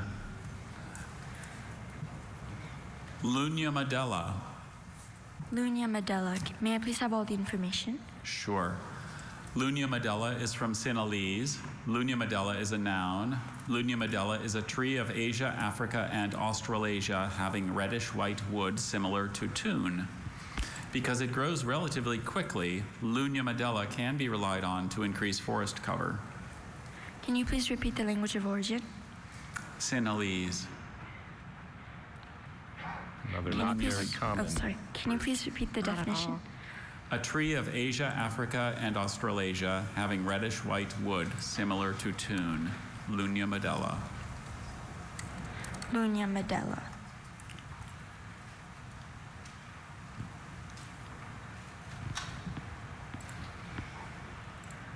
Got that second syllable and the third. Can you repeat all the information one more time? Sorry. Sure. Single Lunia L, Medella is double from L. Sinhalese. It's a noun, a tree of Asia, Africa, and Australasia having reddish-white wood similar to tune. Lunia Medella.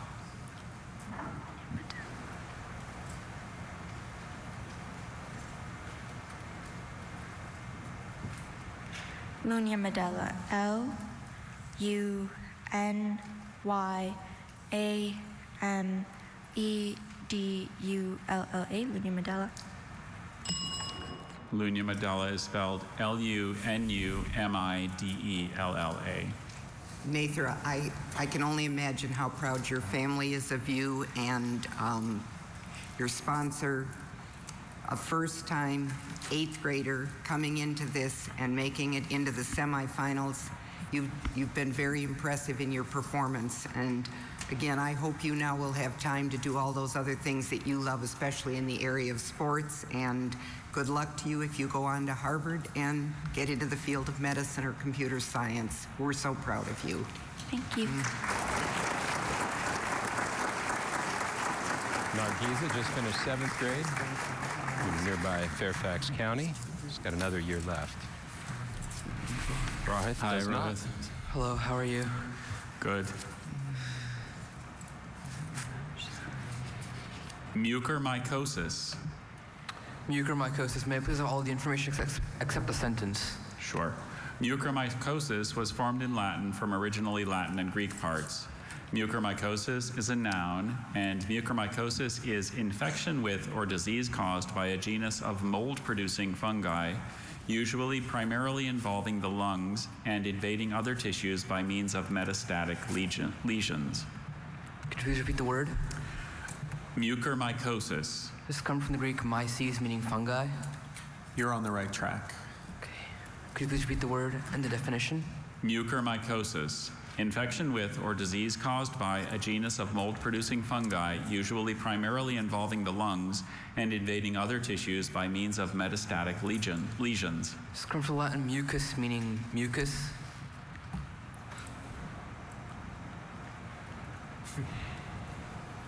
I don't quite see that exactly here. Mucormycosis. Mucormycosis. Could you please repeat the word? Mucormycosis. That question may affect the second syllable. Mucormycosis. Mucormycosis. Mucormycosis. Mucormycosis. That is correct. Thank you very much. You remember that relief, Nooper? Oh, every time they're at the mic, I feel it once they've spelled correctly. You ever monitor your heart rate in those moments? You know what, after that one, I think I had to. Hi, Declan. Hi. Ferredoxin.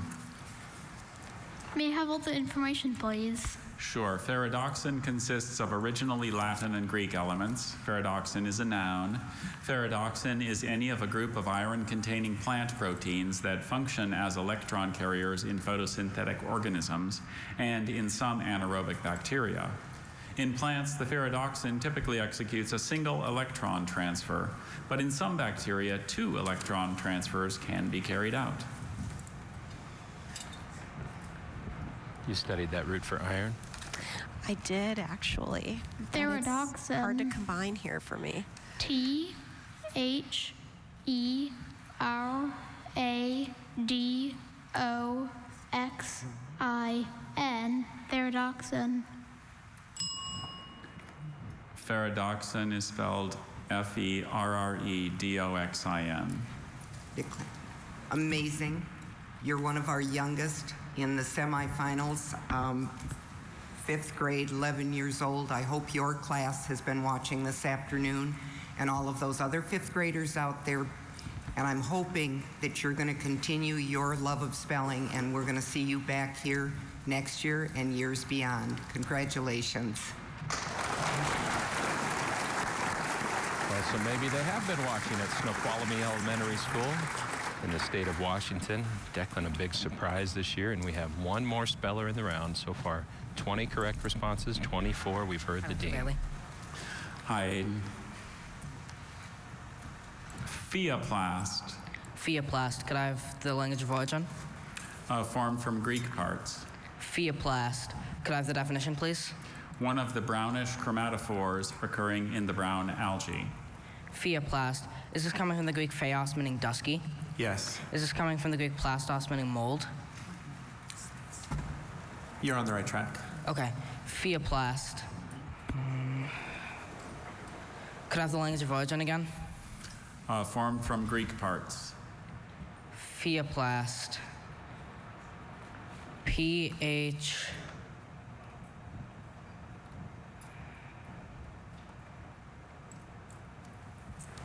A-E-O-P-L-A-S-T, Pheoplast? That is correct. Thank you. So Aiden Wijayakula Surya gives us 21 who are advancing to the next round. And I know for sure, Dr. Nuperlala, that combination of grabbing this Greek root and that one had to ring a bell for you. Oh, it certainly did. I was so impressed as well as as to how he worked through that. And maybe I just realized ring a bell probably isn't the best idiom to use there. Well, we're not going to ring the bell for Julie Grant. We're going to hear from her in a second. You saw who's moving on and who is out. And Julie Grant has been watching out there in the audience with so many celebrities. Who's with you now, Julie? Hey there, Paul. I'm chasing down Aaliyah Alpert's dad here. He couldn't get away from me as you were thrown to me a second ago. How you doing, Mark? I'm doing okay. We're concerned about you. You know, it's tiring when you're the parent of an outstanding speller, right? Do you help Aaliyah in the preparation and the studying? I do try to help Aaliyah. She has surpassed me in many ways, as she lets me know many times. How so? Well, I mispronounce words when I ask her the word. I get the roots wrong, and she's always there to correct me. That's good. She keeps you honest. Well, we know she is doing a fantastic job. What does it mean to you to see your beautiful little girl in this bee on the national stage, and we've got people around the whole world watching her, Mark? You know, I'm very proud of her, and the way she handles herself up there is what makes me the proudest. She gets a word, and she'll think it through and work it under that pressure better than I could do. Better than, you know, it's just amazing. And she's worked so hard to get here. I'm very proud of her, of course. As you should be. And she's in tremendous company. All of these children are so highly intelligent and so incredibly impressive. I hope she knows what an accomplishment it is just to make it here. Tell us, please, what advice did you give her as you were getting ready to go to DC, thinking about the bee, the nerves are setting in? What did you tell Aaliyah? I try to tell her to have fun because the hard work has been done, and just get up there and try to have fun with it and enjoy it. That's kind of the best advice. It really is the best advice. I mean, we're in our nation's capital. There are so many fun things to see and do. Did you get to have any fun yet, I hope? No. You're honest. That's great. Yeah. Well, when you get to have some fun, any set plans you've got? Yeah, we want to visit some museums, and yeah, that's the biggest part of our plans, I think, when we have time. Mm-hmm. And so tell me, when you think about all it took to get here, what was it like? I mean, let's go back to the very beginning. How did Aaliyah decide she wanted to become a competitive speller?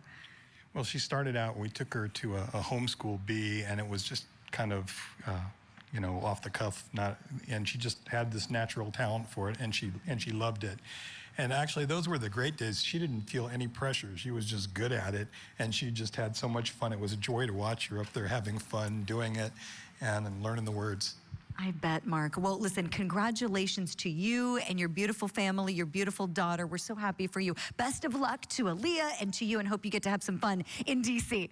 Take good care. All right. And we are live here at the semifinals, can you believe it, of the 2024 Scripps National Spelling Bee. And now, as we're heading to break, let's take a look together at the Rule the Word Challenge presented by our friends at the Jimmy Dean brand that kicked off Bee Week. This event is a team puzzle challenge for all of our spellers to participate in. They get to meet each other for the first time and go around the hotel solving puzzles. It's like a maze, but with words. The first team to solve all of the puzzles wins a great prize from the Jimmy Dean brand. Please have $120. Good job, nice. They're finding clues, making connections. That's really what spelling is all about.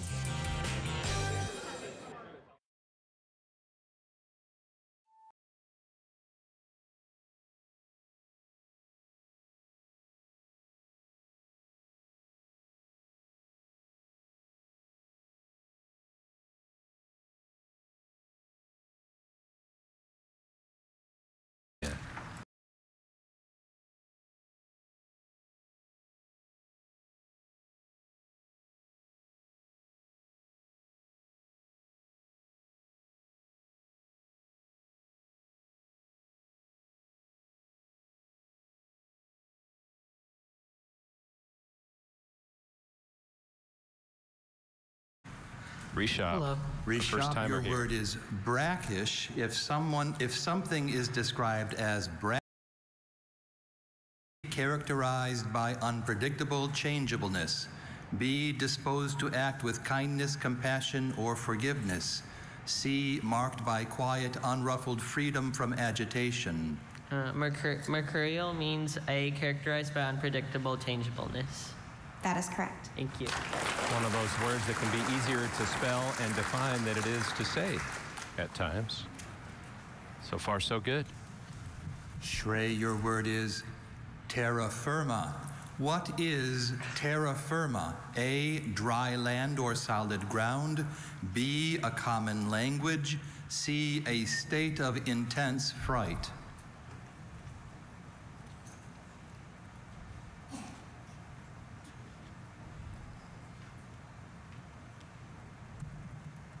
A, dry land or solid ground.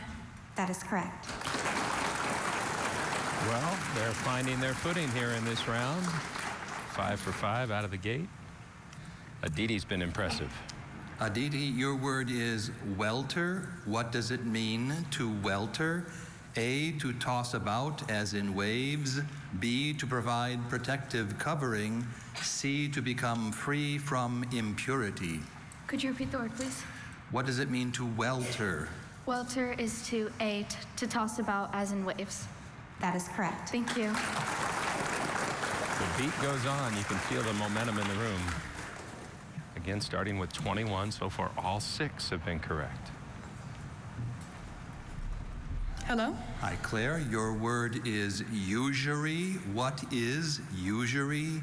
A, the voluntary violation of an oath or vow. B, an illegally high interest rate charged to a borrower. C, a perpetual state of uncertainty.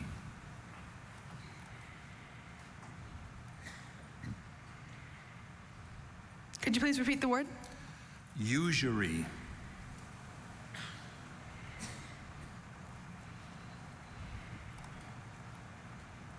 A, the voluntary violation of an oath or vow.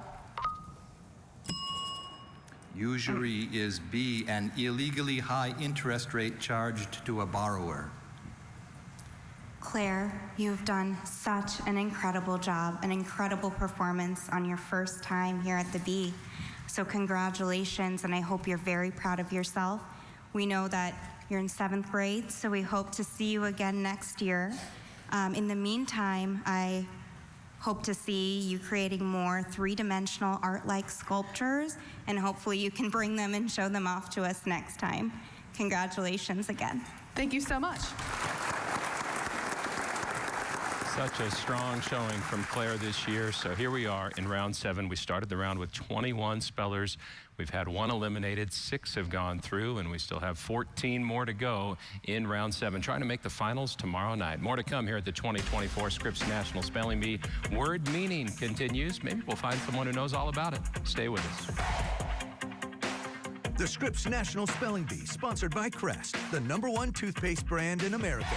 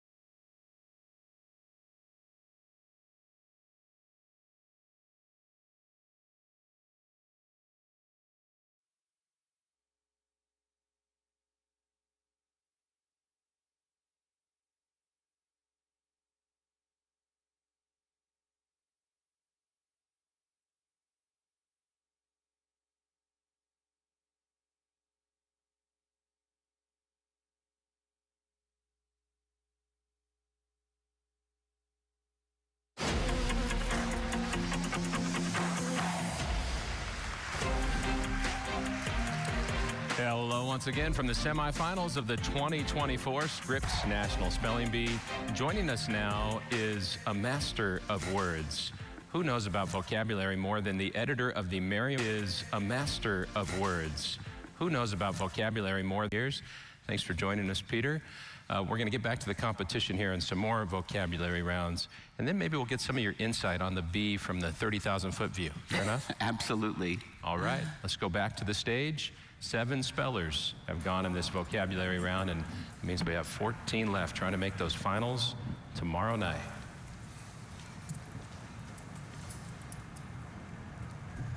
Val, your word is ochre. Ochre is A, a green plant pod used as food, B, a hideous giant or monster, C, a moderate orange-yellow color. C, a moderate orange-yellow color. That is correct. Thank you so much.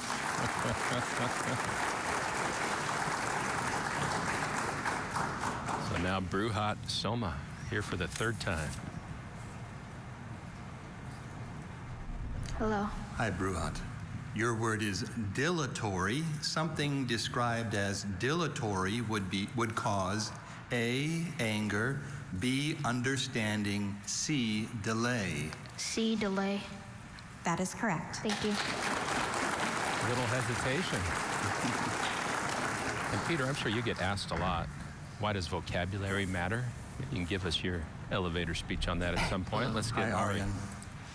Your word is pueblo. A pueblo is a type of A, proverb, B, jacket, C, settlement.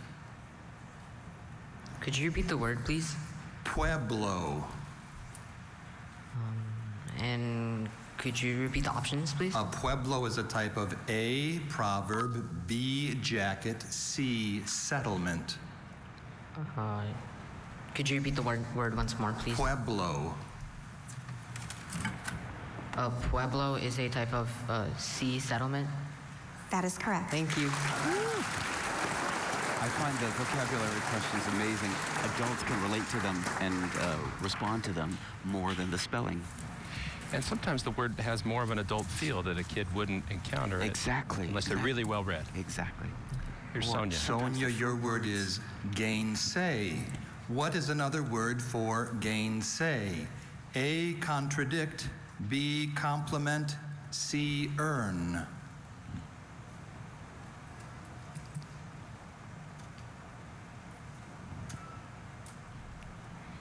Can you repeat the word? Gainsay.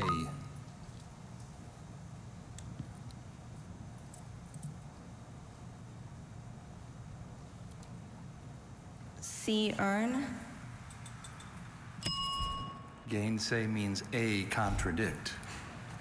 Sonia, what an incredible job you've done today. We know this is your 2nd appearance. You tied for 23rd place last year, and we are so impressed with the way you've done today. We know that you're also very accomplished in many other things. You've earned your black belt in Taekwondo at age 10, and we know that you love magic, and you're considering a part-time career as an illusionist. We hope you have more time, and we hope to see your future performances.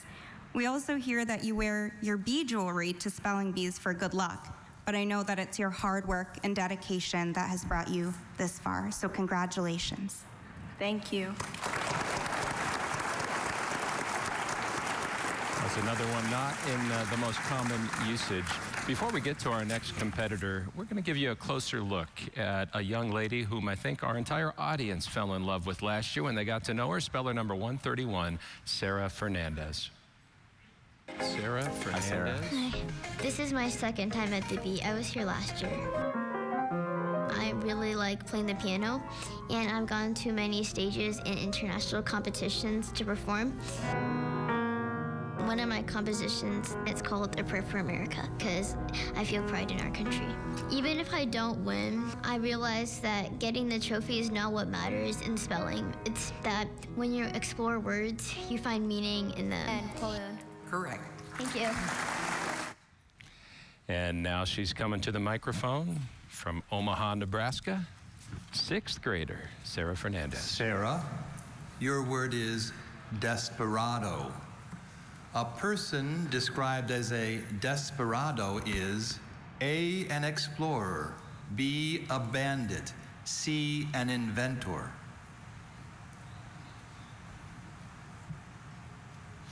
Can you repeat the choices? And a desperado is A, an explorer, B, a bandit, C, an inventor.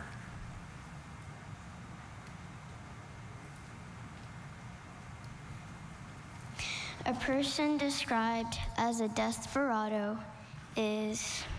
Look at the time. Be a bandit. That is correct. Thank you.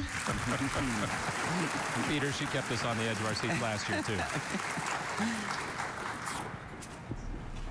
So 10 have moved on. Hi, Dr. Susama. Hi, Harini. Your word is censorious. Someone described as censorious is given to A, discovering and condemning social or moral errors, B, vicariously experiencing another's feelings, C, displaying a deep generosity of spirit. Someone described as censorious is given to A, discovering and condemning social or moral errors. That is correct. Thank you. Have you ever censored anything in the dictionary? We don't believe in censorship for the dictionary. Glad we got that on the record. Why? Your word is fjord. What is a fjord? A Scandinavian stomping dance. B, a vessel resting on 3 legs or feet. C, a deep inlet of the sea between high cliffs. A fjord is C, a deep inlet of the sea between high cliffs. That is correct. Thank you. A lot of great foreign words in this list, and I love these foreign borrowings, this one from Norwegian. And a lot of geographical terms. And we're continuing here with Scripps National Spelling Bee Semifinals. Bee Judge Peter Sokolowski is with us. He also heads up a little thing you may have heard of called the Merriam-Webster Dictionary. Merriam-Webster long involved in this competition. And speaking of words, as we kind of always are, Peter, we're going to have another look at the scavenger hunt from earlier this week, our second Rule the Word Challenge, sponsored by the Jimmy Dean brand. It's using your brain to solve all of these puzzles, right? So the kids are getting together, using those brains, working the muscles out, getting ready, warmed up for the week. Okay, so find an L. Oh, wait, find the circle. Find a pink circle. Yeah, solve 5. Now it's the final puzzle. Yeah, we have to solve the final puzzle. What I really want the kids to walk away with is new connections to each other, those friendships that they're going to take with them throughout the competition and throughout their lives.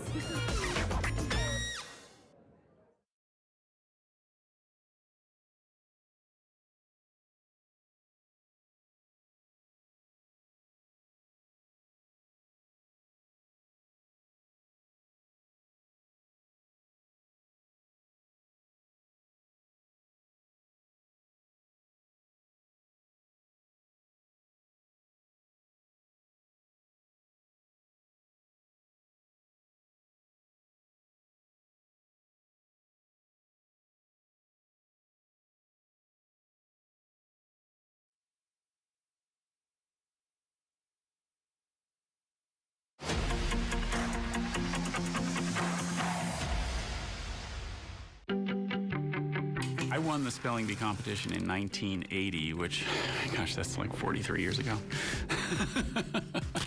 Oh, it's very exciting if you win. It's just like a media frenzy. The spell-off results are in. You correctly spelled a total of 21 confirmed correct words. Harini, you are the 2022 Scripps National Spelling Bee Champion. Having been in the bee years ago informs my job because I feel like I know something about the nervousness, something about the energy, the excitement.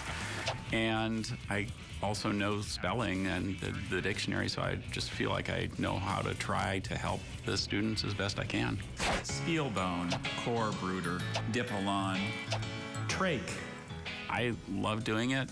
It's work that just is something I enjoy. Hey, Drew, how you doing? Hello, Dr. Bailey. The most fun part of my job is just helping these kids and enjoying watching them show off all their learning, which is just flabbergastingly amazing. Hey, welcome back. The 2024 Scripps National Spelling Bee, and we have the man himself, Dr. Jacques Bailey, our bee pronouncer.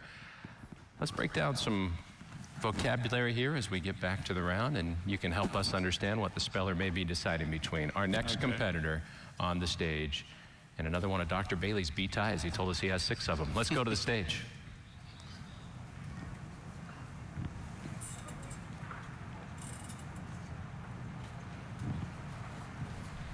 Hi, Dr. Sietsema. Hi, Ananya. Hi. Your word is aplomb. Another word for aplomb is A, passivity, B, heaviness, C, poise.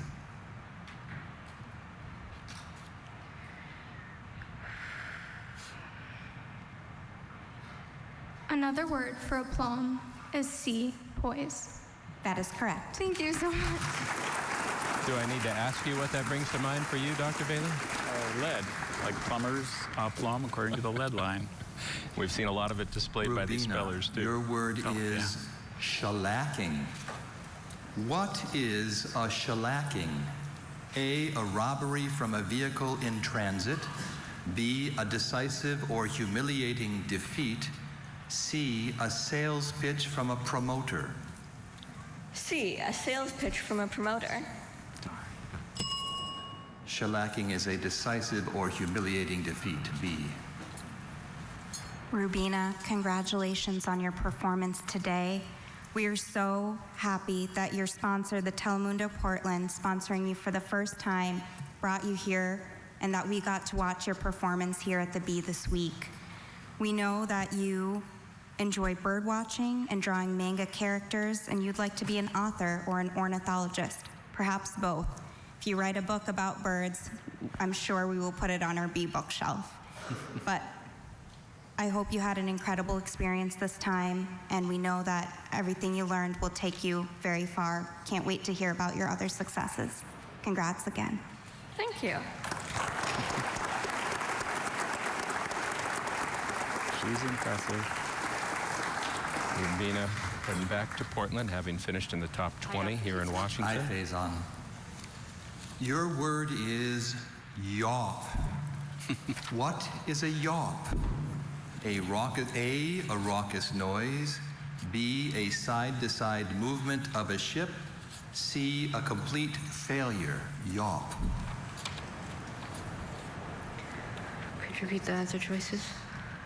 What is a yawp? A raucous noise. B, a side-to-side movement of a ship. C, a complete failure. A raucous noise. That is correct. Thank you so much. The antithesis of a complete failure. Yeah. And he could have made a more raucous noise, a louder yawp. Kind of a silent yawp there. The silent yawp. Love it. Hello, Dr. Sietsema. Hi, Kirsten. Your word is baleful. Something that is baleful is A, evil, B, generous, C, confused.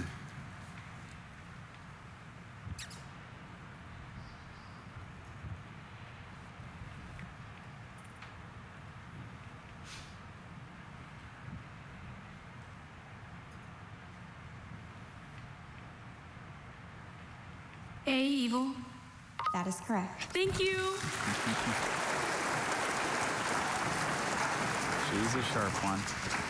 So Kirsten making it as deep as she did 2 years ago, just about. And now Veer. Hello, Veer.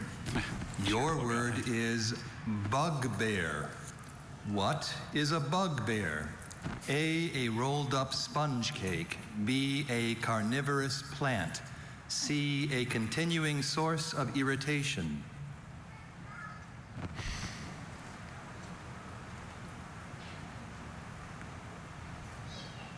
Can you repeat the word? Bugbear. A bugbear is B, a carnivorous plant. Bugbear is C, a continuing source of irritation. Rohit, I hope you are so proud of yourself. We watched you last year when you tied for 12th place, and here again today. Both incredible finishes. I know you've captured the hearts of everyone in the audience, and we've very much enjoyed watching you here. We know that you also enjoy doing volunteer work with the Chesapeake Bay Foundation, and you...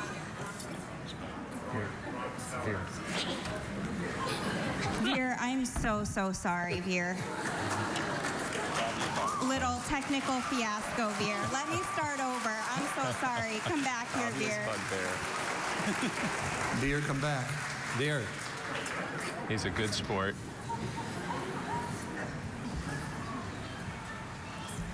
Veer, my apologies. I said the wrong name, and I said the wrong interest, but everything else I said stands true.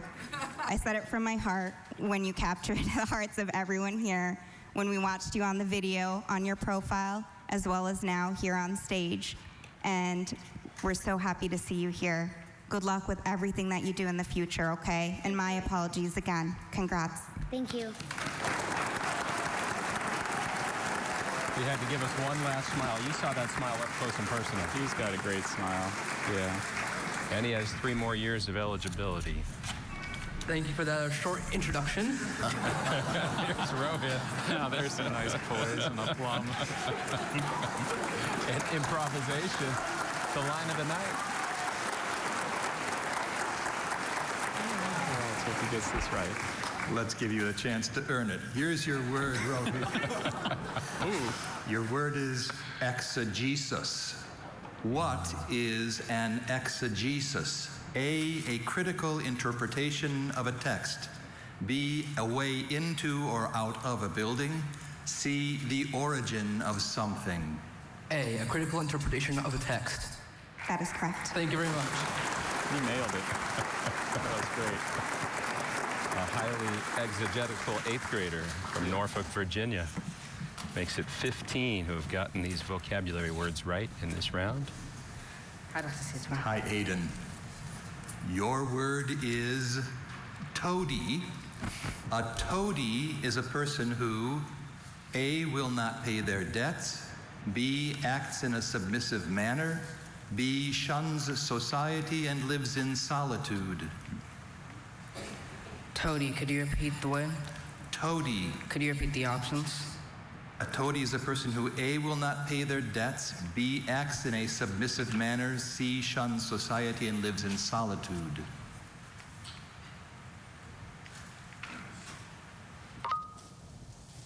A, will not pay the debts. A toady is a person who B, acts in a submissive manner. Oh, it's too bad. Aiden, incredible job today. We all remember watching you here last year, and we're all rooting for you and glad that you were able to come this year. Incredible performances both times, and we know that you're also going to do amazing things in the future with all of your other interests. For example, receiving your first-degree black belt in Taekwondo in 2022. And we are so excited to hear what else is to come for you. Congratulations. Thank you. So Aiden, Wajaya Kulasurya, and all the spellers who heard the bell that round tie for 17th out of 11 million who started this competition. Dr. Bailey, we're starting to close in on your big day tomorrow and the finalists here. Right now we have 16 who have made it on, 5 who heard the bell. That's why they all tied for 17th. And B Week hasn't been all about spelling. During opening ceremonies this week, the spellers got to enjoy a little entertainment, and we're going to give you a taste of that right now. Here's the one and only Knox.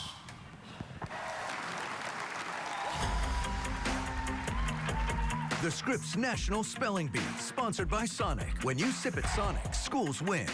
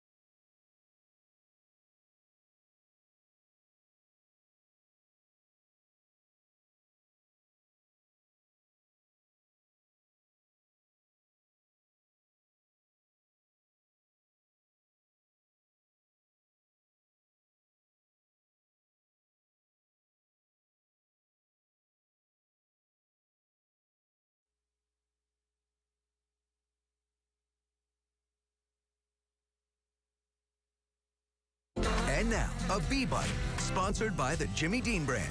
The 2024 champ wins $50,000, enough to afford over 9,000 Jimmy Dean maple griddle cakes.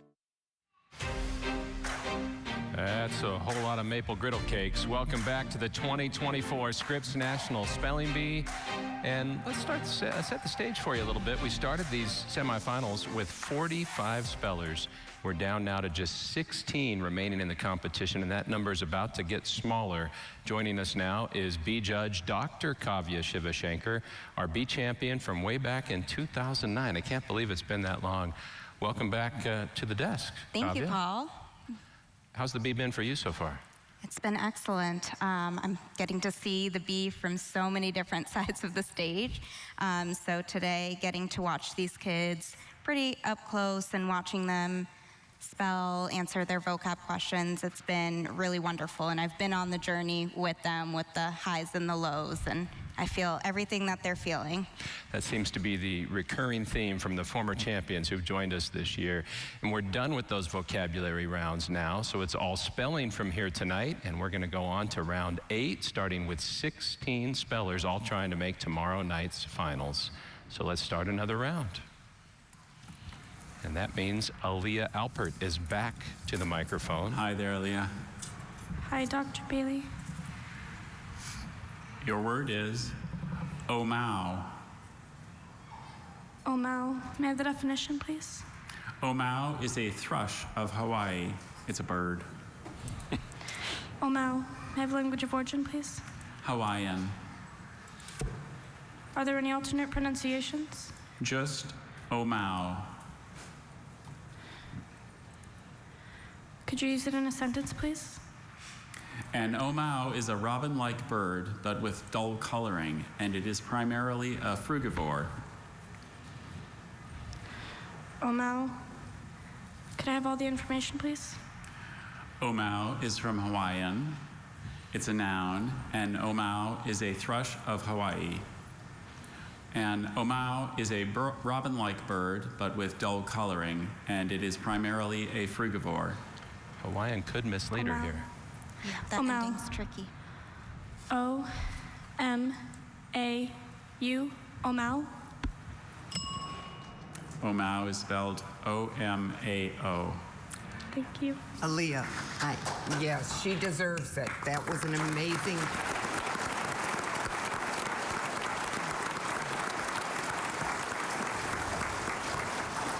I know you're feeling disappointment right now, but you have no reason to be disappointed in yourself. You're finishing last year in 9th place, being in one of 16 now at the end of the semifinals here. You're a very impressive young woman as well as a very impressive speller. So please go out there and share your love of all this with as many as you can, and we will hope and look forward to seeing what it is that you do in the future, maybe involved in other ways than spelling. So congratulations. Thank you. Another strong showing from Aaliyah.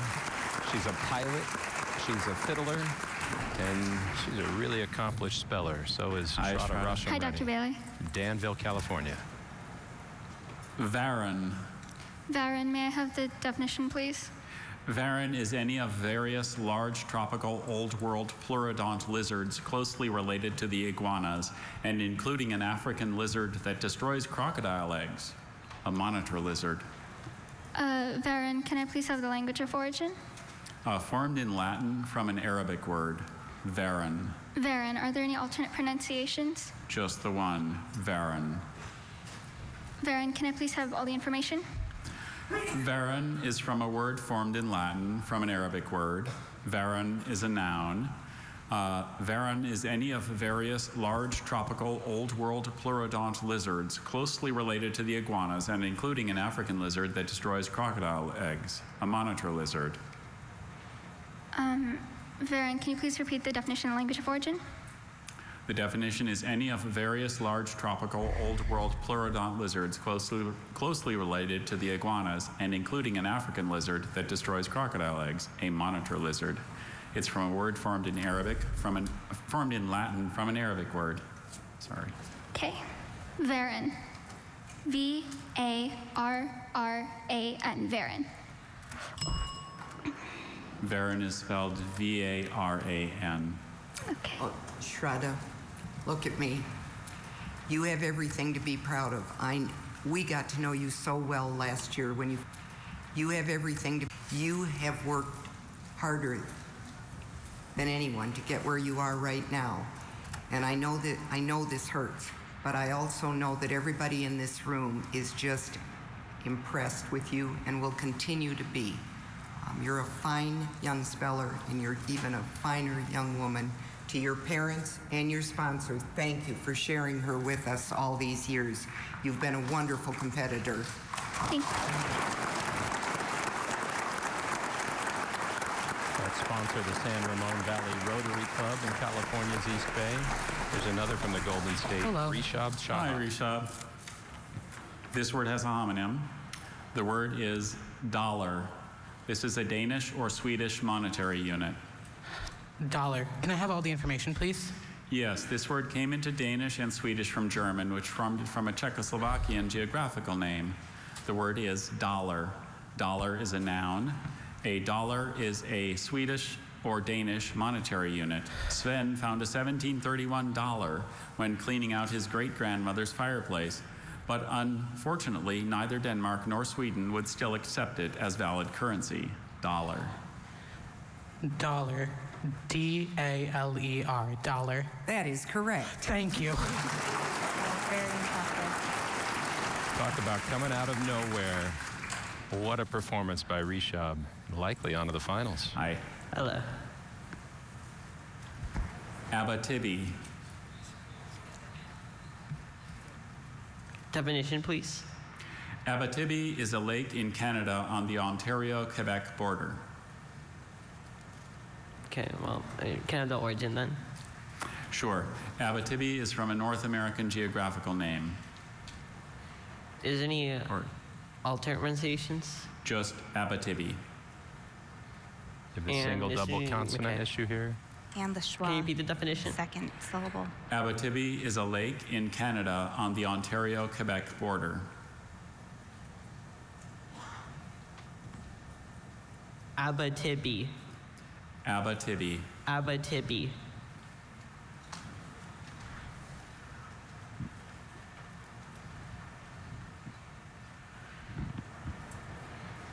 Riverside, California is a long way from the Ontario-Quebec border. Well, if you've studied that quadrant of the map. Abitibi.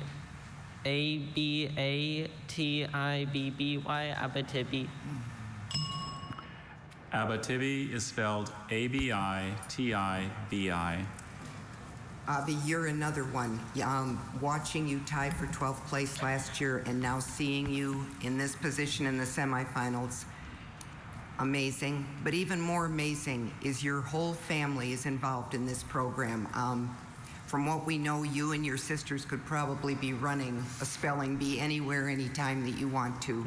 So even though you're in the 8th grade, I know you're going to take this experience, and your family and all those who support you are going to encourage you to go on and do great things. Thank you.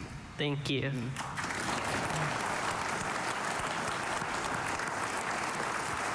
Yeah, I'll be the third sibling representing the last 8 years of competition here. I think Kavya knows something about that between her and her sister Vanya, who you talked to earlier. And what just happened here in round 8, we've seen one speller get it correctly, 3 already eliminated. We still have 3/4 of round 8 to go. So we'll get back to the stage and continue with this pressure-packed round, trying to make the finals tomorrow.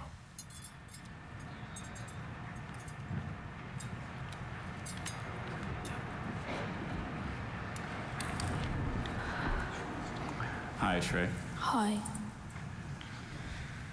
Alstonine.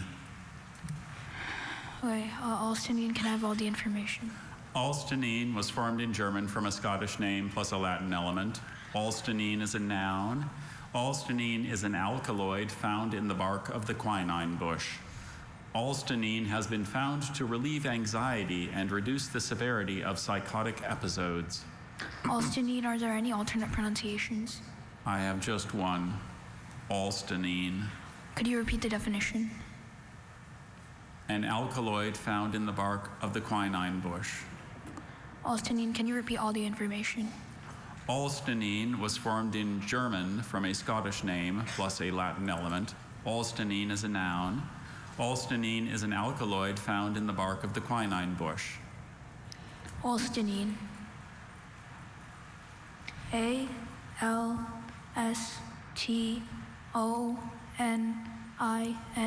Alstenine. That is correct.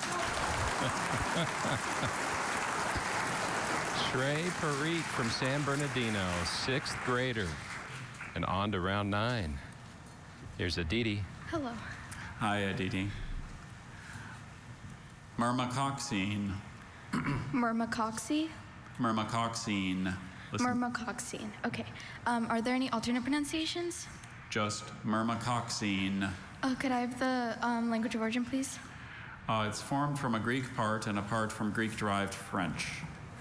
Could I have the definition?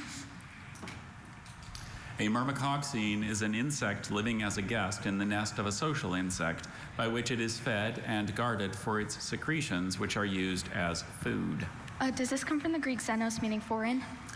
You're on the right track. Does this come from the Greek myrmeko, meaning ant? Yes. Myrmecoxine? Myrmecoxine. Could you repeat the language of origin? Formed from a Greek part and a part from Greek-derived French. Could you repeat the definition? An insect living as a guest in the nest of a social insect, by which it is fed and guarded for its secretions, which are used as food. Okay, myrmecoxine. Myrmecoxine. M-Y-R-M-E-C-O-X-E-N-E.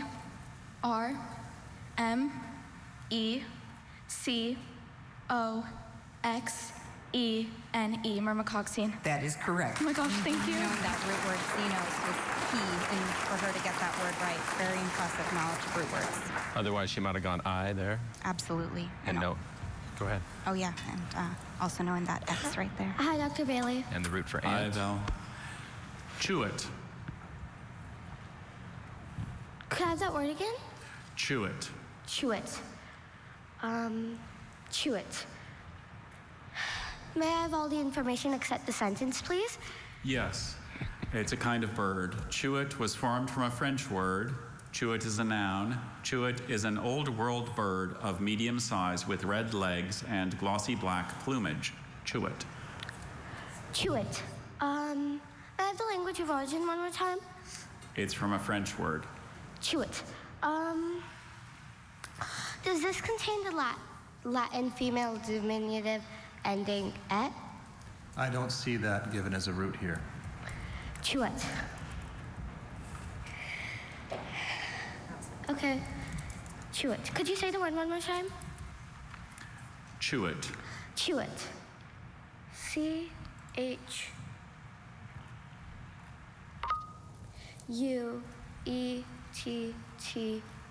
Chew it.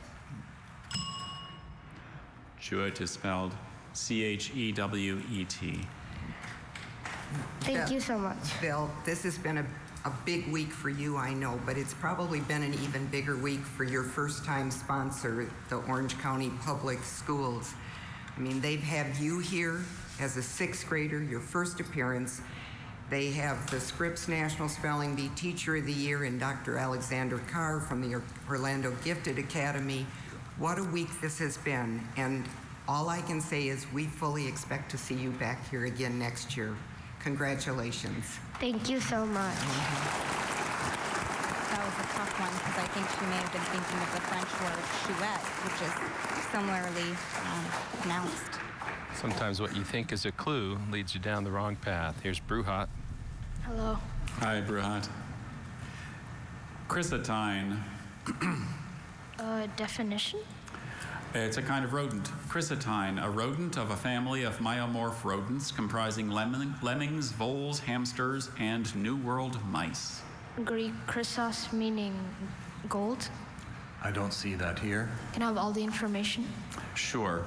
Chrysotine is formed in Latin from a word of Slavic origin and a Latin part. Chrysotine is a noun. A chrysotine is a rodent of a family of myomorph rodents comprising lemmings, voles, hamsters, and New World mice. Danilo gasped as he uncovered the beautifully preserved fossil of a chrysotine from the Eocene epoch. Chrysotine. Chrysotine. R-I-C-E-T-I-N-E.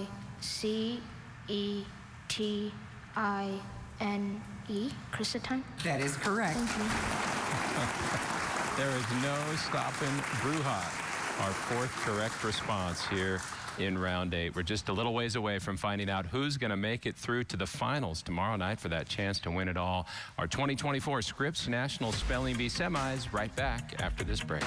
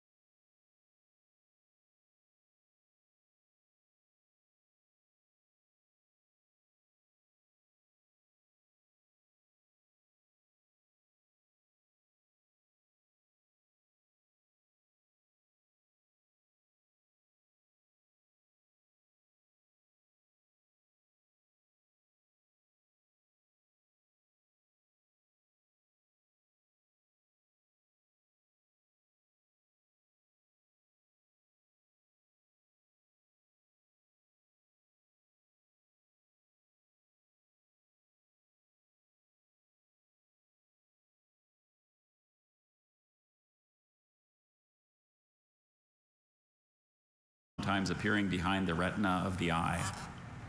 Drusen? Drusen, it's a plural noun.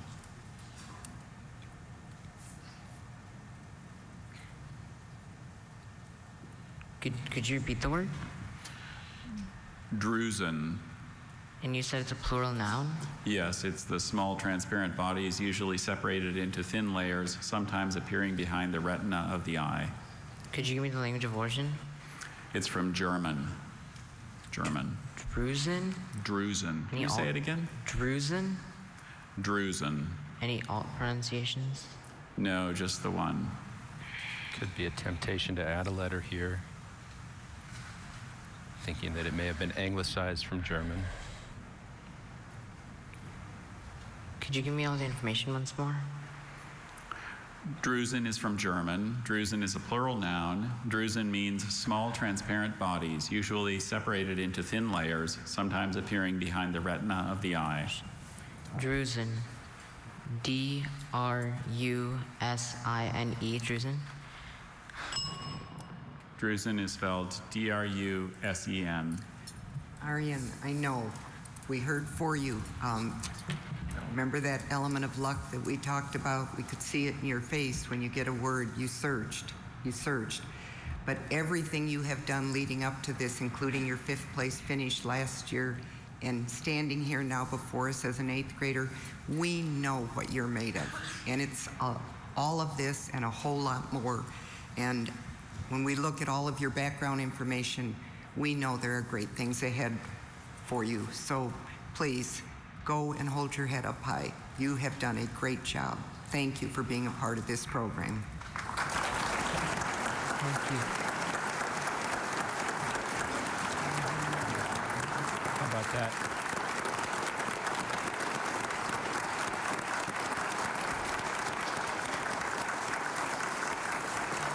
True sportsmanship on display in the competition here in Washington. Hello again, Sarah. Hi, Dr. Bailey. Opalu. Opalu.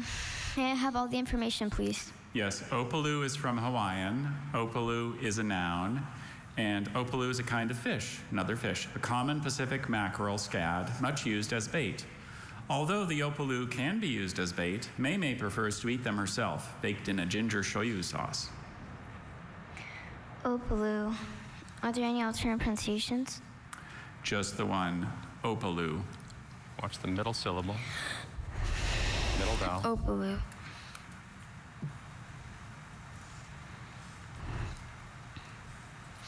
Can you give me the origin again? Hawaiian. Usually there's Can you more of repeat the a, definition? A common Pacific mackerel scad, much used as bait. don't typically have a schwa sound in Hawaiian. O-P...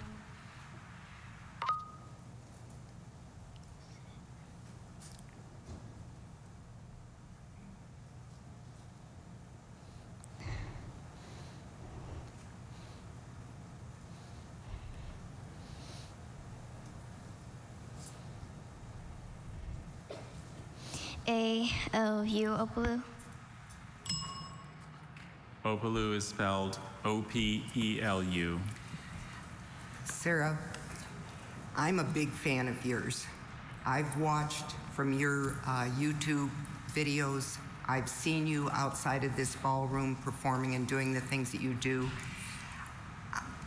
I don't know how many other talents you have, but I know here you are as a sixth grader. You tied for 10th last year. You're standing here now in this moment. And I know, like the others, you're disappointed. But Sarah, I saw you in that video and I heard what you said. You know what it's all about. We'll see you back again. Thank you. Congratulations.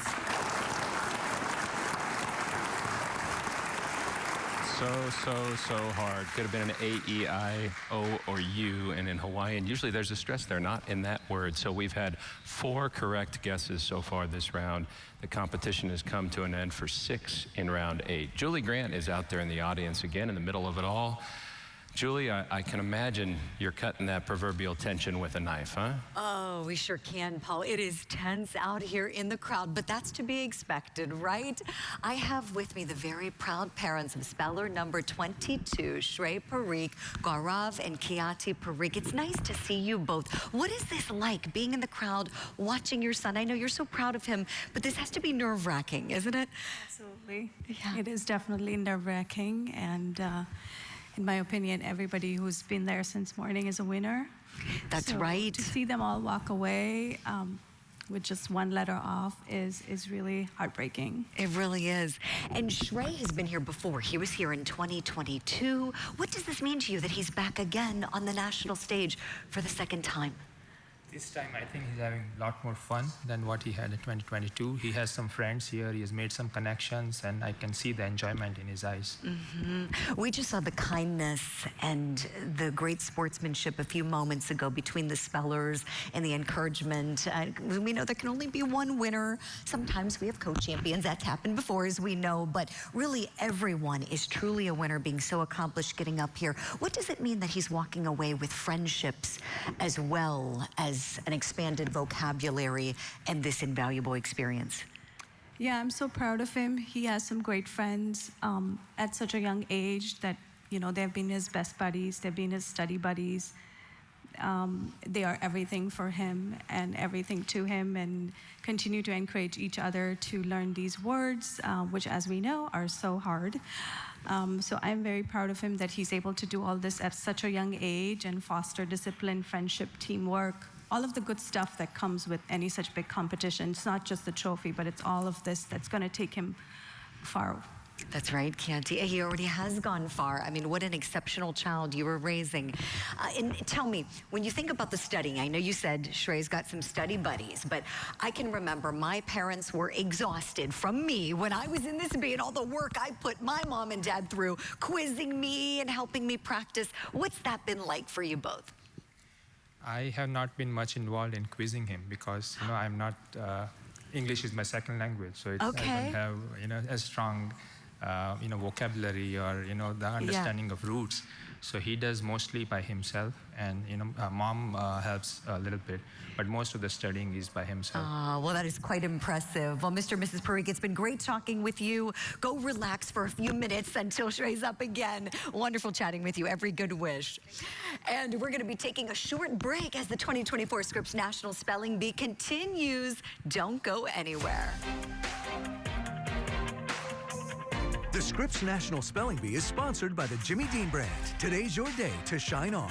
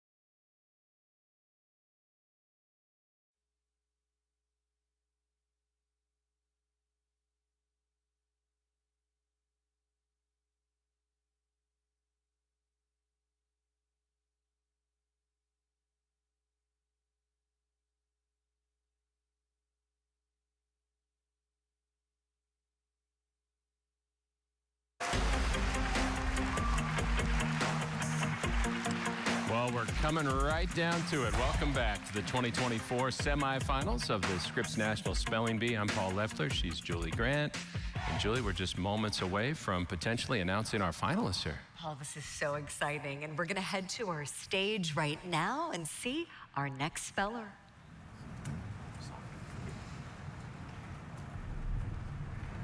Hi, Harini. Hi. Tarantula.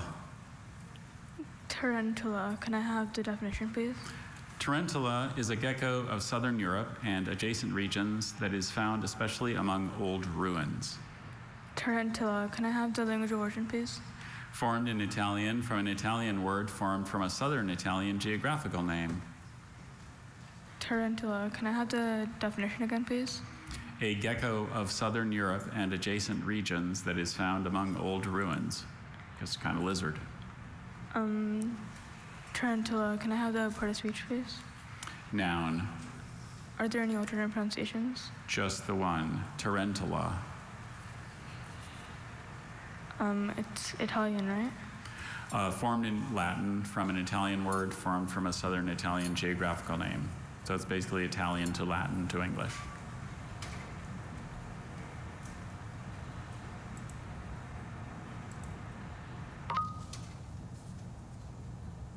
Can you say it one more time? Sure. Tarantula. Harini, will you say it loudly for the judges? Tarantula. Tarantula. Tarantula. Tarentula.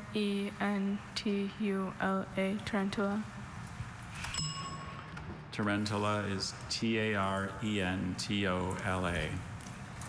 Harini, we like to talk about the bee as family. We're all part of the bee family, but I particularly know your family is a bee family. I mean, your parents are to be commended. Your brother was here in 2018, 2019. You were here in 21, 22, and now your third time in 23, and you have another year. And we're so hopeful that you and your family will continue to support this program. You've done an amazing job each year. Thank you. Thank you. Thank you. Beautiful performance by Harini, that's for sure. And Judge Mary Brooks was referencing her older brother, Navneet, who Hello, Dr. Bailey. had a great career Hi, here. YY.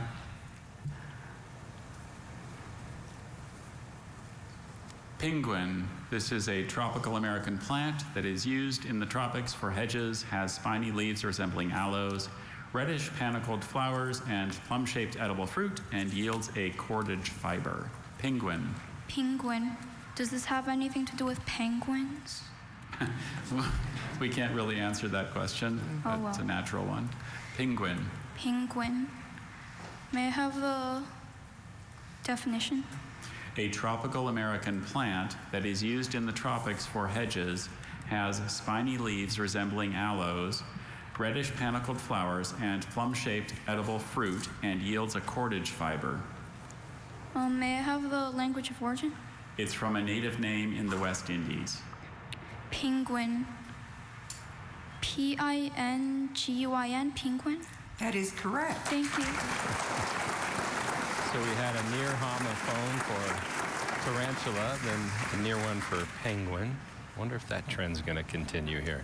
Hi, Dr. Bailey. Hi, Ananya. Rusa. Rusa, can I have the language of origin? It's from a Hindi word. Rusa, are there any alternate pronunciations? Nope, just rusa. It's a kind of deer.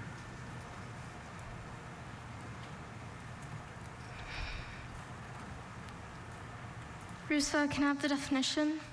A large deer of southeastern Asia with the male having strong three-pointed antlers and long coarse hair on the throat. Rusa.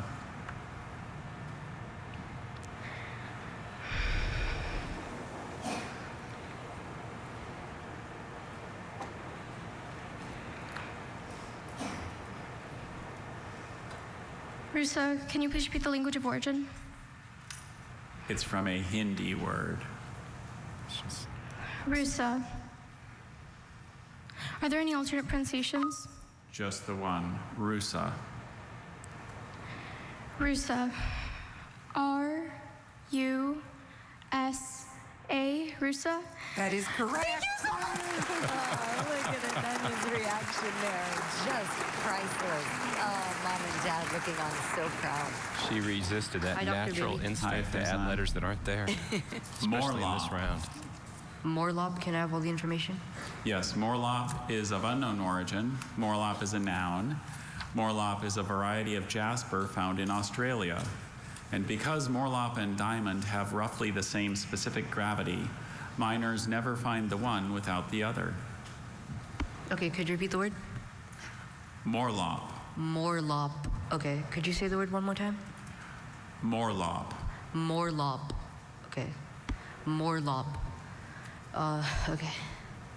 Could you give me all the information except for the sentence? Sure. Morlop is of unknown origin. Morlop is a noun, and Morlop is a variety of jasper found in Australia. Okay. Could you repeat the word again? Morlop. Morlob. M-O-R-L-O-P, Morlob. That is correct.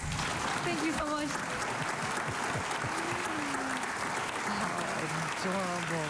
Faison is. He's winning the reaction prize tonight. That's not the That's for first sure. time. He's shown the unbridled reaction. You're right. This is his third Hello, time Dr. on the Bailey. national stage. Hello, Paul. Kirsten. So this word is a compound entry, which means that you are responsible for spelling all parts of the word entry.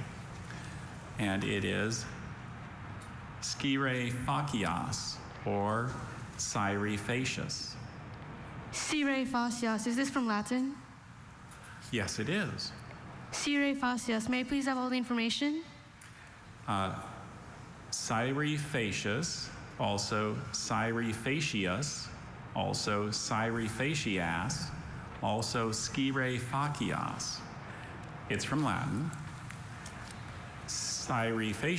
Cyrifacius is a noun. It's a judicial writ founded upon some matter of record and requiring the party proceeded against to show cause why the record should not be enforced, annulled, or vacated. Scire facias. Can you please repeat the word one more time? Cyrifacius, Cyrifacius, Cyrifacias, Scirefacias. Scire facias.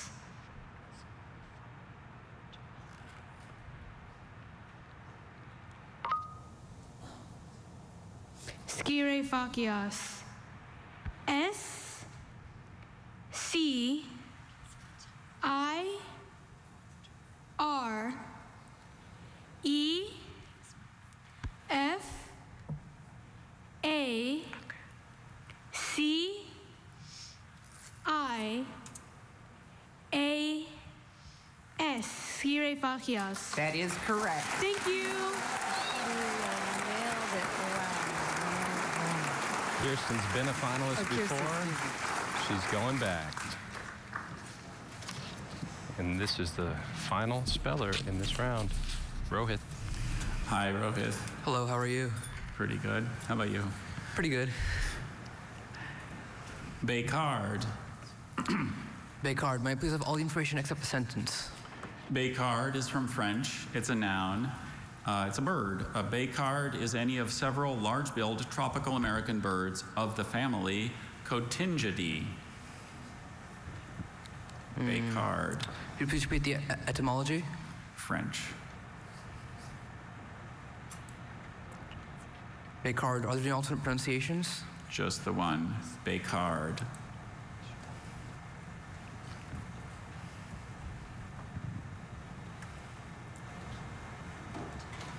Could you please repeat the word one more time? Yeah, no, Bécard.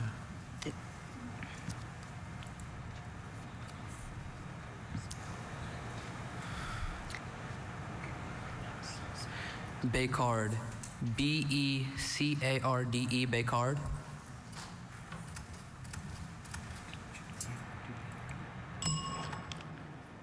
Bécard is spelled B-E-C-A-R-D.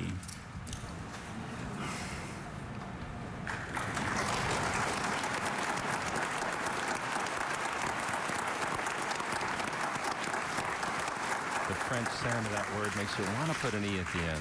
Rohit, you handled so beautifully in the last round when we'd already talked about you, and there you still were, and then you you got your vocabulary word. Your confidence, your poise is impressive, but I'm going to do something. I'm going to turn it over to you. What would you like to say to us? It's been a great time. It really taught me how to manage my time, and that's probably the greatest thing I'll take from this. Thank you. Thank you for blessing us with your presence. Thank you.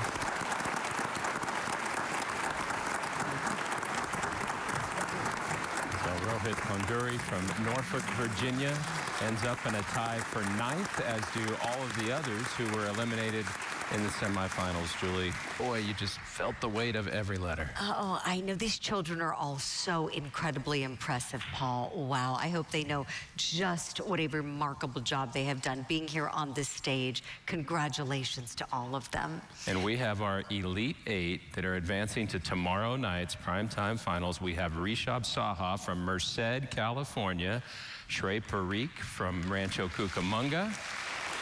We have Aditi Madhukumar from Westminster in the Denver area in Colorado. Tampa's Bruhat Soma will be in the finals. So will YY Liang from the Empire State. We have Ananya Prasanna from Apex, North Carolina. Faison Zaki from Allen, Texas. And another Texan back in the finals. She finished 5th 2 years ago. Kirsten Santos. It's going to be intense tomorrow night, and we can't wait. Oh, sure will be, Paul. Wow, I'm so excited. Can't wait for tomorrow night to come. And before we say goodbye for the night here, we want to add something very exciting from our sponsors at Sonic. The Sonic Foundation, in partnership with Donors Choose, will be donating $5,000 to support local education needs in each of our finalists' hometowns. So congratulations to all of them. Well, so all those 8 hometowns we just saw on screen, they're all getting $5,000 each for Donors Choose. An exciting night all around. So hard for those who went out, but so exciting for the 8 we're going to see tomorrow night. And we invite you to join us. 8 o'clock Eastern Time, we'll crown another champion, the 2024 Scripps National Spelling Bee Finals. And for all of us here at the Bee tonight on the semifinal broadcast, good night. We'll see you tomorrow, 8 o'clock.